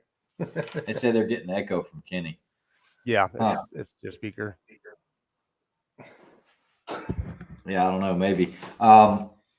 Yeah, I would definitely shoot it again. It was the second time I've shot it. I'm actually to the point now where I feel like next year, if I'm alive and well and able to shoot it, I would be able to do really, really well because I'm very comfortable with it now, just like you guys would be even better next year. But Rick, I heard you mention that you would not shoot it again. Well, I might have another rifle being built for it. I don't know. So you're attributing that to the extra weight? What? That your statement was based off the fact that it was the wrong rifle. That rifle was not the rifle to carry. Probably not for my physical fitness. Yeah. If I was 23 and just, well, if I was 23, it would be a whole different story. So if you had a lighter rifle, you're saying I'd probably would shoot. I might shoot the match again. Yeah. Gotcha. What are you giggling about? I said, what do you need? I said, whitey tighties and a battle belt. That's all you need. That's what I said. All you need is a pair of underwear, your battle belt, and your rifle, and you are good to go. And something to, you're going to have it with your battle belt. The go light guys. I don't even like to wear thicker pants. I don't like the cargo pants. I don't like any of that. Just go light. If you weren't getting down in the scrub brush, run a pair of shorts. Oh, the cries were huge for me. Okay, so both of you guys wore like cries like that. I ran the 2 on my front of my legs. Yeah. And then I ran the other one in my little vortex thin thing. I learned a long time ago, I don't like to run with magazines in my legs. 30 rounders. Now, you might be able to do it on a bolt gun, but 30 round mags in cargo pockets. No, those would suck probably. If you're doing a 10-mile day or something, they suck. They take the skin off over multiple days. So I never try to carry mags in my cargo pockets if I can help it. Now, you do what you got to do when you got to do it, but you have time to prepare for this. This is not real world or anything. No, that G-code battle belt or the mag holders were perfect. I'm glad I brought 5 mags on the last stage because I had that extension failure, so I would have lost a mag right there and all my ammo on the floor. What happened? I had one of my mag extensions. It's just a press fit, so it popped off when I slung my rifle around. Oh, he did the ball. Yeah, he pulled the Rick. Yeah. Now, Jason, he says, I ran a pack day 1 and dumped it on day 2. It was definitely better with the belt. So, Jason, I had been preaching that in all the videos I had put out is get rid of that pack. And, I didn't know the very first time I shot it, Colin came up to me. He's like, dude, I'd get rid of that pack. I'm like, man, it's really light. And he's like, get rid of the pack. The second day, I had no pack. And I was like, I appreciate it there, buddy. I was watching teams just sprinting to the next one. I was just going on the hill one. Yeah. I was like, dang, beast mode. Yeah, because there were guys that were storing 25 minutes, I think. They were 20 to 25 minutes. Best we did was 16. Finished out the course with 16 minutes left. And we felt good about that. But then there's guys that are smoking us by another 9 minutes, Yeah. Yeah, it's you got to be fit if you want to come in first place and be able to shoot well, obviously. Well, the caveat to get banking time is that it's based off your hit ratio. So they got some kind of voodoo formula that he calculated out for that. In these comps, is anyone using gas guns? If so, which cartridge? 2, 2, 3, everyone's 5, 5, using gas guns. You gotta have one gas gun. Secondary must shoot a gas gun of some sort. You cannot shoot a semi-auto or a bolt gun, and it must be below 300 rum. Yep. Yeah, so there is a power limitation on it. Most guys are going to be shooting 6 or 223, or I have seen guys shooting 6.5 Creedmoor. I don't recommend it though. I mean, you could. But there's nothing wrong with running a 223. I know there was somebody that commented on one of my videos, why didn't you just run a 6.5 Grendel?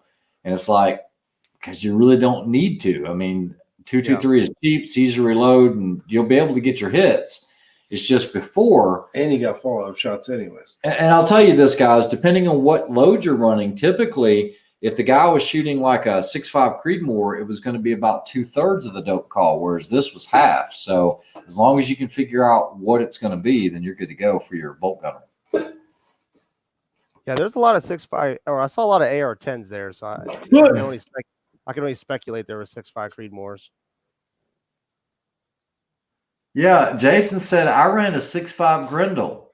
Think I was the only guy not running 223. Yeah, there you go. I did not know you were running a 6.5 Grendel, Jason.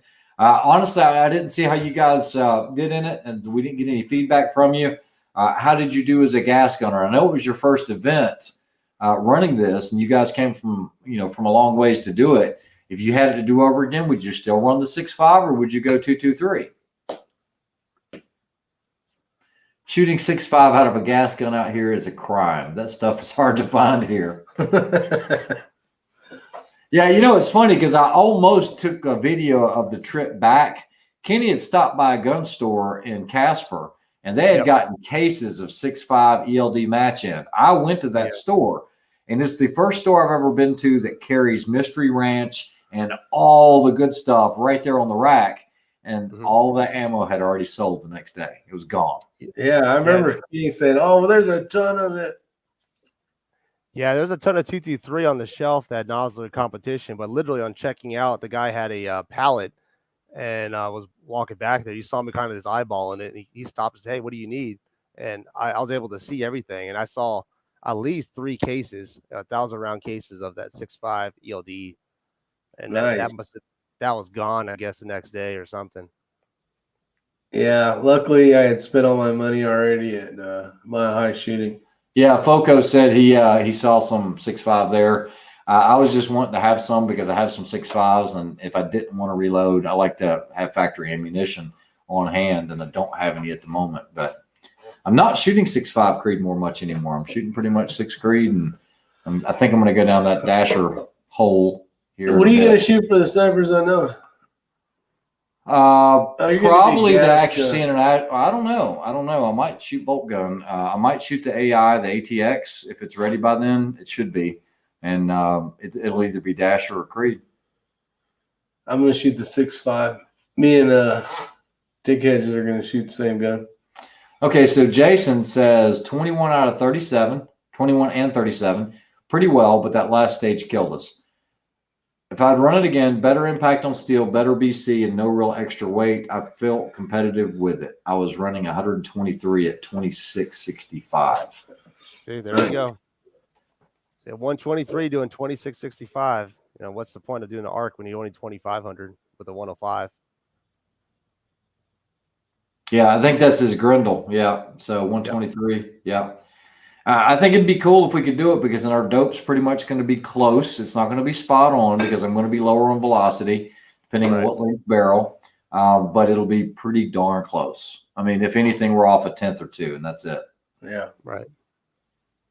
It's funny because it's amazing how my loads lined up with the 6 arc. I was exactly 1 mil off on elevation, pretty much. Oh, once we got to a certain, you can look at it on the chart. I didn't even have to look at the chart. If I was 5'2", he was going to be 4'2". Yeah. He was like an extra 100 yards. So whatever I call for elevation, he's just basically 100 yards before that. And then the windage was exactly right in half, or for him, it'll be double. So it really worked out really good. Oh, yeah, a 26-inch. Jason says he's got a 26-inch barrel. Yep, that's kind of what I'm thinking of building. So I could always cut the barrel down if I need to. You can't put it back. So I'd rather start long. Yeah, no, that'd be cool. Yeah. I got shooting 6.5 out of a gas gun being illegal. Oh, no, not. I don't know if he's referring to illegal, but I mean, there was just, you don't see guys shooting the 6.5 Creedmoor that often on secondary shooter. No, they do that. I don't know if it's the recoil. Obviously, with the bolt cycling back and forth, there's probably more recoil than folks using 223. And like you're saying, it wasn't really needed. We were gauging targets only the 400 yards majority of the time. Yeah, the furthest target, guys, was only like 890 yards. It's really more about finding them ranging them, getting your dope, and then getting on to the next one, getting to the next stage.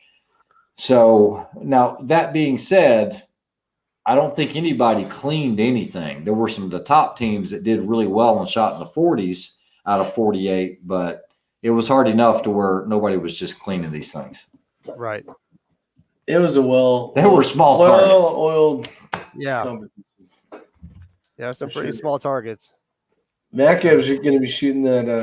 It's going to be shooting that GTI. Oh, really? Yeah. Nice. Yeah, Macav actually had a question about comparing the SIGs versus the Furies. Is it worth the price difference? Were there any type of issues, linking or anything like that? And I really couldn't answer it. You'd be better suited because you have both of those. And I haven't played. I'm actually trying to build a good video for that, comparing the two. So hopefully soon enough. Give me a week. Andy, do you have a pump pillow I can borrow? I need it for reasons. Those are pillows? No, I actually lost that pillow the first day running up the hill. You lost it? Yeah, it came off somewhere. Man, you just losing all sorts of crap on that mountain over there in Wyoming. Day one was just a nightmare for me. That could really put your morale down, but I kept positive. I said, I just took it as a learning experience and improve on day 2. Now, I do want to talk about this GTI, and if I give any bad information, we'll have Gamaliel chime in on this. If he's still here. So, Macav, I don't know how many videos you've watched or which you've watched on it. I shot Snipers Unknown last year. I won it the first year in 2018. One of the unique things about Snipers Unknown is they don't have a restriction on what the primary or secondary may shoot. If you want to both run bolt guns, then both run bolt guns. If you both want to run gas. So that is pretty unique because you don't usually see that in a lot of these style matches. That being said, you're going to want to pack because you won't be coming back during the day. It's not a 1 hour go. And you might know some of the stuff or know all of it. But for those that don't, Snipers Unknown is in October. And they do it at GTI Legion. That basically it looks like an abandoned nuclear facility. Okay, that's not what it is, but that's what it looks like. Yeah. And maybe at one time was going to be something like that. It does look like something out of Call of Duty. Okay, it really does. Tons of stairwells, platforms. Get used to running some stairs. It's an awesome event. But it's not a running match. But you're going to need all of your gear, all of your ammo, all of your pistol, all of the time, all the pistol ammo. So you will need a pack for that match. You'll need to manage how you carry that stuff. But it's the same thing. You're going to be running blind stages throughout the day. And make sure you know your limits. That's about all I can really say about that because there's always 1 or 2 stages where guys can drop tremendous points or gain tremendous points by knowing, hey, do I want to take this next shot and risk it all? Or do I say this is good enough and bank what I've got? Case in point, last year there was a van. There was a van, and you had a hostage target. And my partner said, "I can get it," or "You got this," or something like that. Yeah, and you can moving around like that. You can drop a ton of points. They had the same thing in the first year. I didn't make the second year, but be realistic with what you can do and what you can't do, or be lucky. That's right. It's better to be lucky. It's a cool event for sure. But yeah, you're gonna have to carry all your ammo for the day. Yeah. +5. When you need it, man. I got stacked. I got like 9 builds I gotta do. So I'm probably about a month. You need to get +5 to come out and shoot that match. Yeah, he does. He's a good shooter, dude. He's the only one that nailed that 1,500-yard target when he came out here. Hold on. Gamma Mill said, "Can you talk? We never had the same stages." Oh, can you talk? Oh, yeah. They never had the same stages. It's always been different. The venues have been different. I think he said you can talk. Oh, you can talk. Yeah. If he gives bad info, we'll boycott his website. X-Ring, I just saw Jason McCoy has left Microtech. Yes, he did, unfortunately, and I'm good friends with Jason. There were no hard feelings or anything when he left. I found out about it when I was on the adventure with the family, and I spoke to Jason a couple times. It's just he needed to move on or wanted to move on, and if you go to his Instagram post, it's Jason McCoy or 1776 or something like that. But yeah.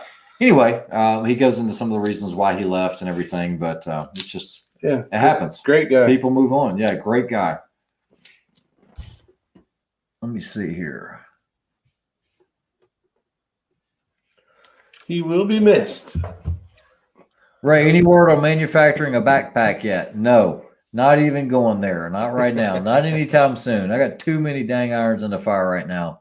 That backpack I got, I like. Works well. Any ideas on changing out the bag hanger clips to a better clip buckle system? Carabiners of fancy disconnects. What the hell? Not going to be a from industrial type speed class. I don't know what he's Bag talking hanger about. clips.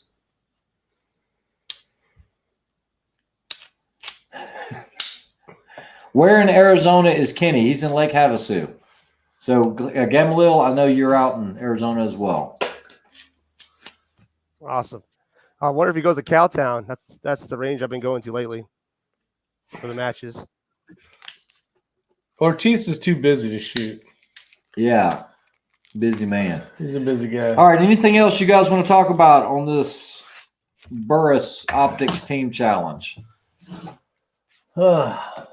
Trying to figure out you lost all your brass, so yeah. whenever you loaded up. What? I got you finally. I said to everybody, you could do it because someone actually asked, did. and they were like, you could ask, and you could have the ROs, police up your brass for you, and you get up with them later. But for the most part, very few people do. No, you too damn busy. So one of the benefits for shooting a little 6 arc. Yeah, so if anybody's looking for 200 rounds of 6 Creed more, it's in Wyoming. Yeah. Joel says he's late. Thanks for answering his email. How comfortable was the sling you used? For this match, I will run it again and again. Mm-hmm. The only downside to running this Biathlon Sling is if you get on an assault stage where you want to run it like a conventional sling, what I had to do is reverse it and put the padding towards the buttstock so I could run it muzzle down instead of me running it like a Biathlon style rifle. It's a little more fabric to deal with, but as far as running with a rifle, I haven't found anything better. Yep. Yeah. I was going to run it too, but I didn't have anything to protect my back. So through my testing out here, I just use a 2-point sling. See, most of the time I had my rifle in the front of me pointed down, except when it was like super snotty, muddy. Yeah. I've seen Kenny's videos. I didn't know there was grass on the surface of the moon. Yeah, the moon dust I have out here. Yeah, there's some grass out here, but they're kind of prickly. They call it Palo Verde. John Townley asked, what battle belts do y'all use? Guys, I've used everything from the Condors to you name it. I've settled on the G-code stuff. It's a very minimalist belt. Yep. That's all you're looking at right there. It looks like a regular, like a rigger style belt almost, but you do have these little slots here where you can insert the mollies. Hold on, let's see if I can show you this. Yeah, it's the same belt here. I don't know. As I've gotten older, I've learned how to use lighter stuff. Get rid of the excess that you don't need. Right. And then bring stuff right, Kenny? Like when you leave and take off on your adventure. Oh yeah. You better have I'd say one thing: bring a can of freaking oil if it ever rains, because if not, your rifle's going to turn rusty. Yeah, I haven't had any issues with that, Kenny. so far? Dude, I think Ray still has that footage, man. My bolt, I damn near freaked out when I pulled the bolt out. I saw rust right in the middle of my bolt head. Yeah. I'm like, what the hell is this You were crap? Like, I I said, was changing my headspace. Yeah. changing my head. Yeah, changing my head sprays. Damn gun builders. As you've gotten older, you can afford lighter stuff. Well said, Mccoy. I guess that's true. That's a good way to put it. Rick is Right. toilet paper holster now. Yeah, that's it. You need to show up to the next match with a toilet paper holder. That'd be cool. I'll put it on the left side. And then just run and let it like slide. They're like, here, Rick went over there. That way I can find my way home. Well, I think it's good for everybody, you know, especially Kenny, you know, because you don't find. I'm not going to say you don't find, because there are guys that do it, but you don't find a lot of guys that are gun builders that actually compete. And you're getting your feet wet not only with PRS now, but actually doing like blind stage matches like this.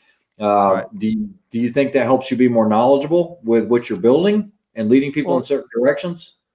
Yeah, I mean, absolutely. Like you're saying, it legitimizes your builds. I'm able to give input based off experience, and that's what really people are looking to talk to when they're trying to build a rifle. There's a lot of shops out there where you can be like, "Hey, man, I want to build this," but they don't give you any feedback. You know, honestly, you want a shop that if they're listening to you, say, "Hey, I need to build this rifle. I want this length, X and X, whatever it is." If they don't argue with you or even give you some kind of opinion, they're just in it for the money. You know, it's just sad to say that's a lot of the shops out there. So me getting experience out here, I could definitely say, hey man, if you want to run this cartridge, this is the length you need to be because X, you know, this, and this Y. If you want to go shorter, this is the caliber I recommend, or whatever, you know. So this is a really good question to ask. You got me thinking. Is there a one size, one caliber do all? What would be the best? You know, because we're learning now through the channels that we've got, you know, Rick's channel, my channel, your channel, we're doing so much long range stuff. Right. If you had to do PRS matches, if you had to do, not had to, but you like to do PRS matches, ruck style matches, or matches like these CD matches, is there a magical combination where you could do it all? Maybe the Swiss Army knife of rifles. It can't do anything great, but it can do it all. What caliber and what rifle? Good question. Well, it really depends on how much you want to spend. I mean, you guys see that I'm not running a custom rifle. I got a Savage 10. It's just, you know, I guess the 6.5 Creedmoor has just been around for a long time. You know, it's just a proven caliber. It's something I started out with, and I improved my shooting skills that way, to the point to where, okay, I know my next step, my next level I need to go to is to mitigate the recoil. And the only way to do that was go to 6 Creedmoor or something of that nature. But your caveat to that, or the trade-off, is that you're going to be burning out a barrel. So I really think the 6.5 Creedmoor is a great start.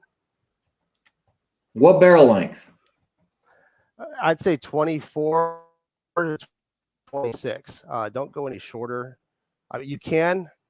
See, this is kind of like where I always ask the question to folks I build rifles for is, what is your target engagement distance? A lot of folks always say it's 600 yards. Well, you really don't need that velocity or whatever. But I say if you could lug around a 24-inch barrel, that's usually what people have at these PRS matches over here, at least, is what they're running. So I'd say go that route. You could always cut it shorter. You know, the benefit to that is you could recrown a barrel. You could cut the chamber down and rechamber it or whatever if you want to stick to that chamber.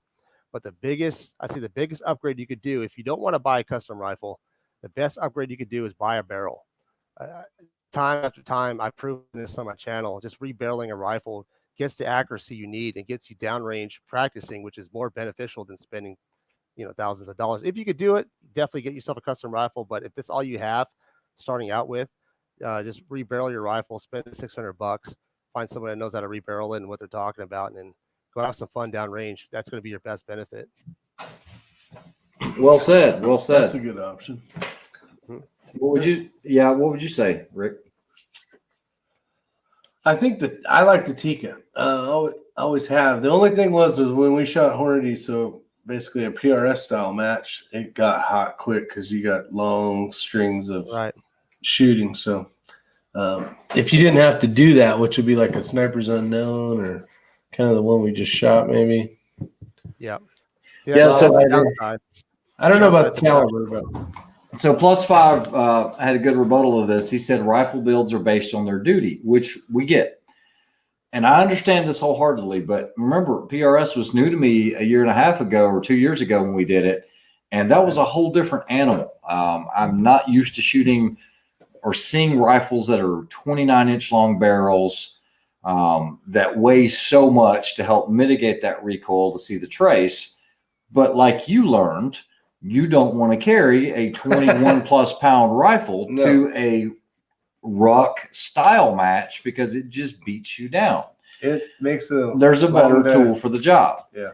So I do realize that plus five, but there's a lot of guys that want to get into long range shooting, but they also, have a lot of kids. Maybe it's just one of those things. They don't want to go build a custom gun. They just want to, one gun that they could still kind of compete in all of these matches with. And if I had to say something with regards to Kenny, I would agree with him on the 6.5 Creedmoor.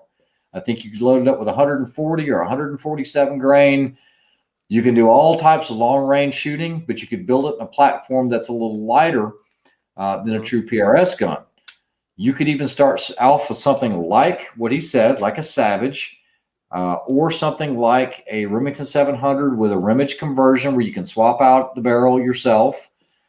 Right. Or even a Ruger RPR and 6.5 Creedmoor. They'll do the job, and you could do all of these matches. That's one of the things I've learned is you don't have to have, top of the line gear, depending on what you're trying to do with it. I always said, Kenny's shooting the Savage out there. It was probably one of the least expensive bolt guns out there. I'm just being honest.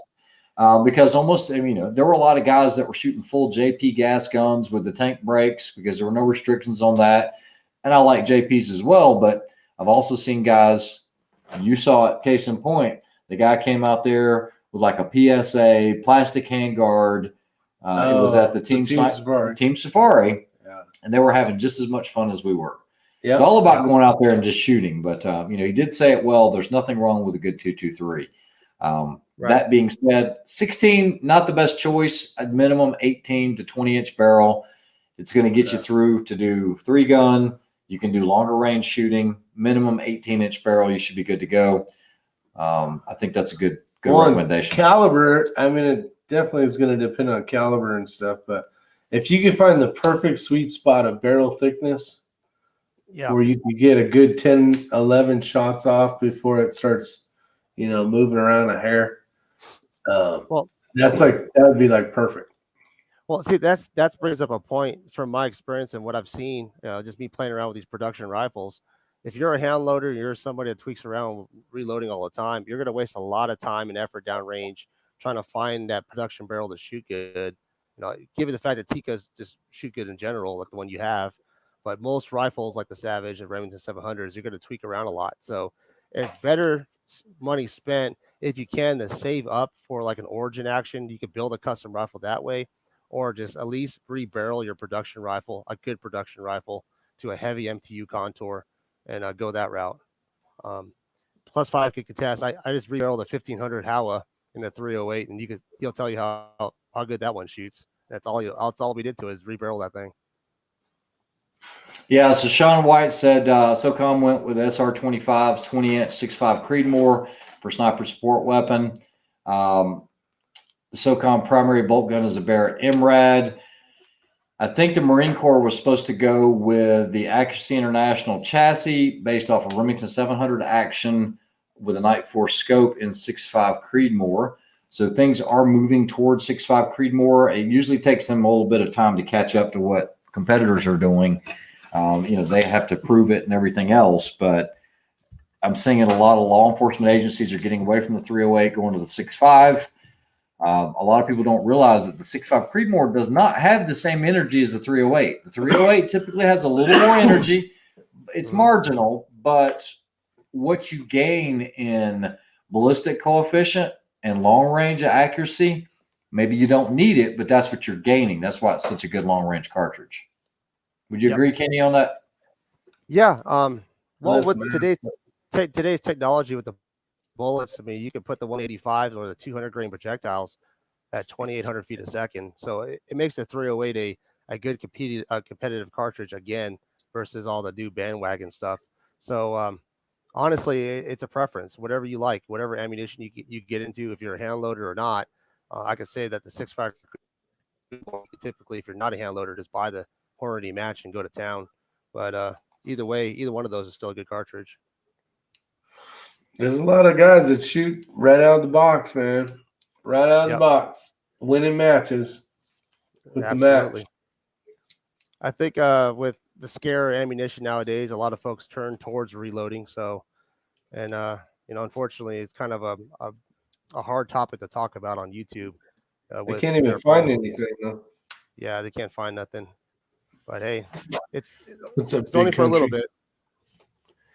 That's right. The world will turn around. Yep. Well, I think we covered the whole match. I have no regrets. It was a pleasure shooting with Kenny. Like I said, the biggest takeaway for me was he exceeded my expectations on pistol craftsmanship, marksmanship. But that being said, I did tell him, I was like, look, get you a pie plate, put it at 25, 30 yards, hit it every time. I need to make sure you can hit that. And he was like, yeah, it wasn't any problem. But I will tell you, most guys have an issue with that shot. Take a standard paper plate and put it out at 25, 30 yards and just start banging away. Put 10 of them out there, whatever. Do, 3 10-shot strings on those 10 plates. Make sure you have hits on all of them. Most guys cannot do that or have an issue doing that.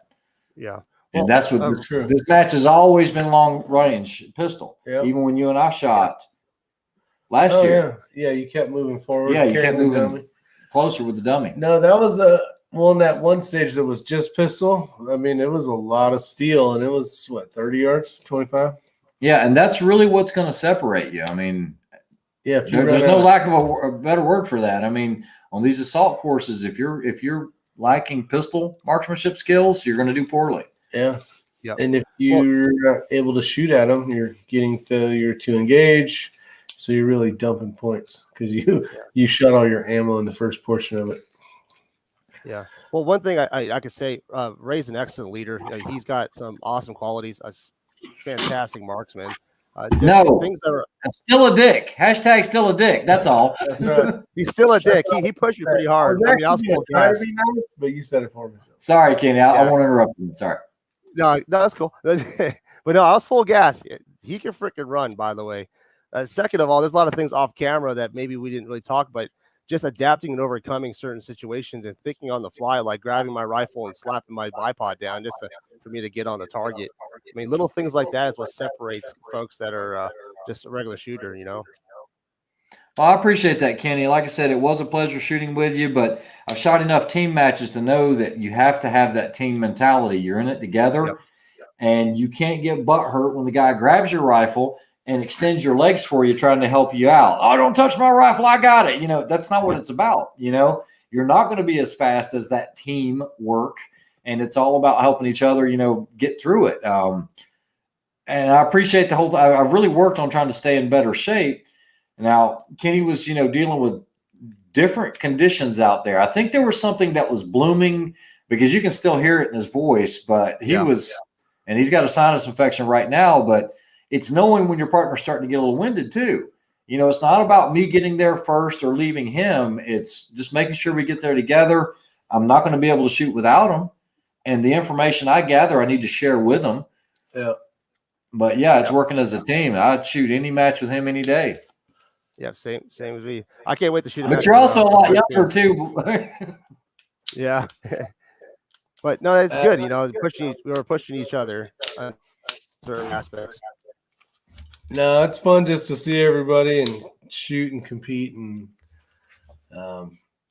that's what it's all about in the end. Yeah, I mean, you guys kind of missed out on a few things. I mean, you're getting to hang out with your family and stuff at the thing, and we knew that. Yeah, normally Kenny missed out on some good, rubbing elbows with some people. So. Yeah, normally the day you get there for 0 day, there's a lot of people hanging out, doing the normal, drinking the beer, hanging out, rubbing elbows, and meeting influential people in the industry.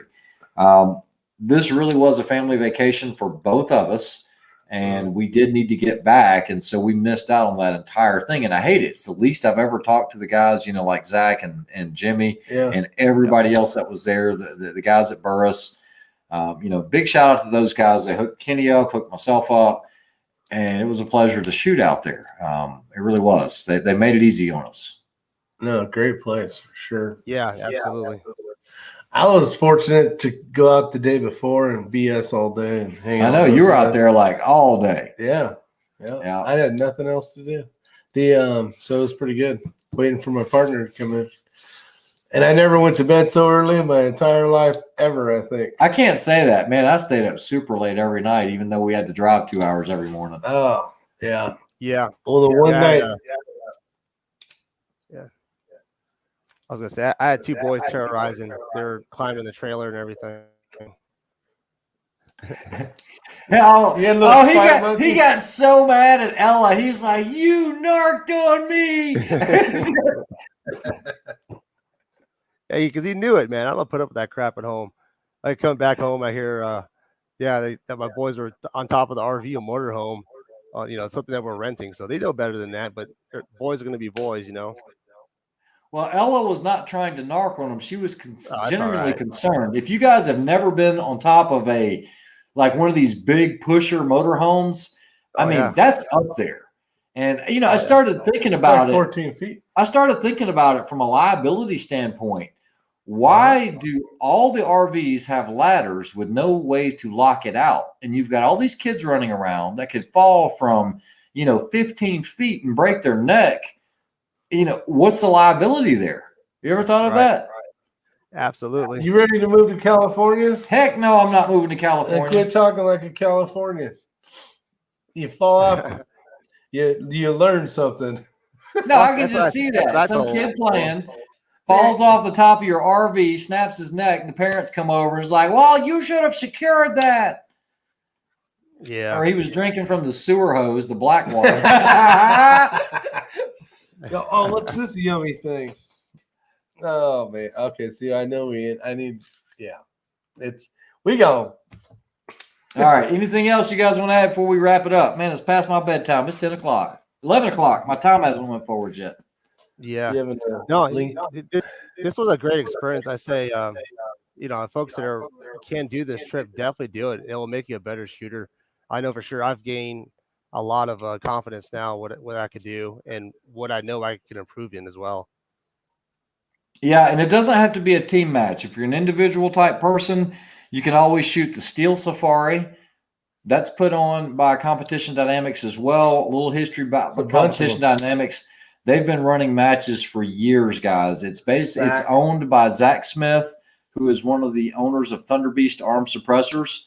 And he has Jimmy Holdsworth that helps him with all the matches, and then also Stan. And those guys run a top-notch match. It's not one of these guessing games. What are we doing today? Where are we going to be tomorrow? You already know. You know your schedule. Yeah, it's amazing. Yeah. You show up on the first day, and it has the whole week laid out for you. RV designers all played with yard darts as kids. Yeah. I mean, come on. We all played that. Long darts. And then it's unlawful. That's too dangerous. Too dangerous. What's coming back through my area? All right. Well, let's see. Yep. If you guys get over to xringcustoms.com. Tonight's chat was sponsored by dpgunworks.com. Go over to DP Gunworks for all your precision rifle needs. Dun, dun, dun. I got you covered. All right, guys. Well, it's been a great chat. Have a good night. Go sign up for Snipers Unknown in South Carolina. That's the next one coming up. And you'll have the Microtech 3-gun championships, the Pro-Am coming up. We'll be shooting that one, and then Memorial 3-gun will be coming up this year. And then don't forget the Snipers Unknown. And then we also have we got a match in a couple of days. What? 2 weeks. You talking about the finale? Yeah. I don't even have a rifle put together yet. We got the finale, then we got Kettlefoot as the regionals. All right, so there's more matches. There's a lot of stuff going on. We're filling up those banners right there, my man. All right. See you guys. Have a good week. Have a good night. In broadcast. Night, everybody.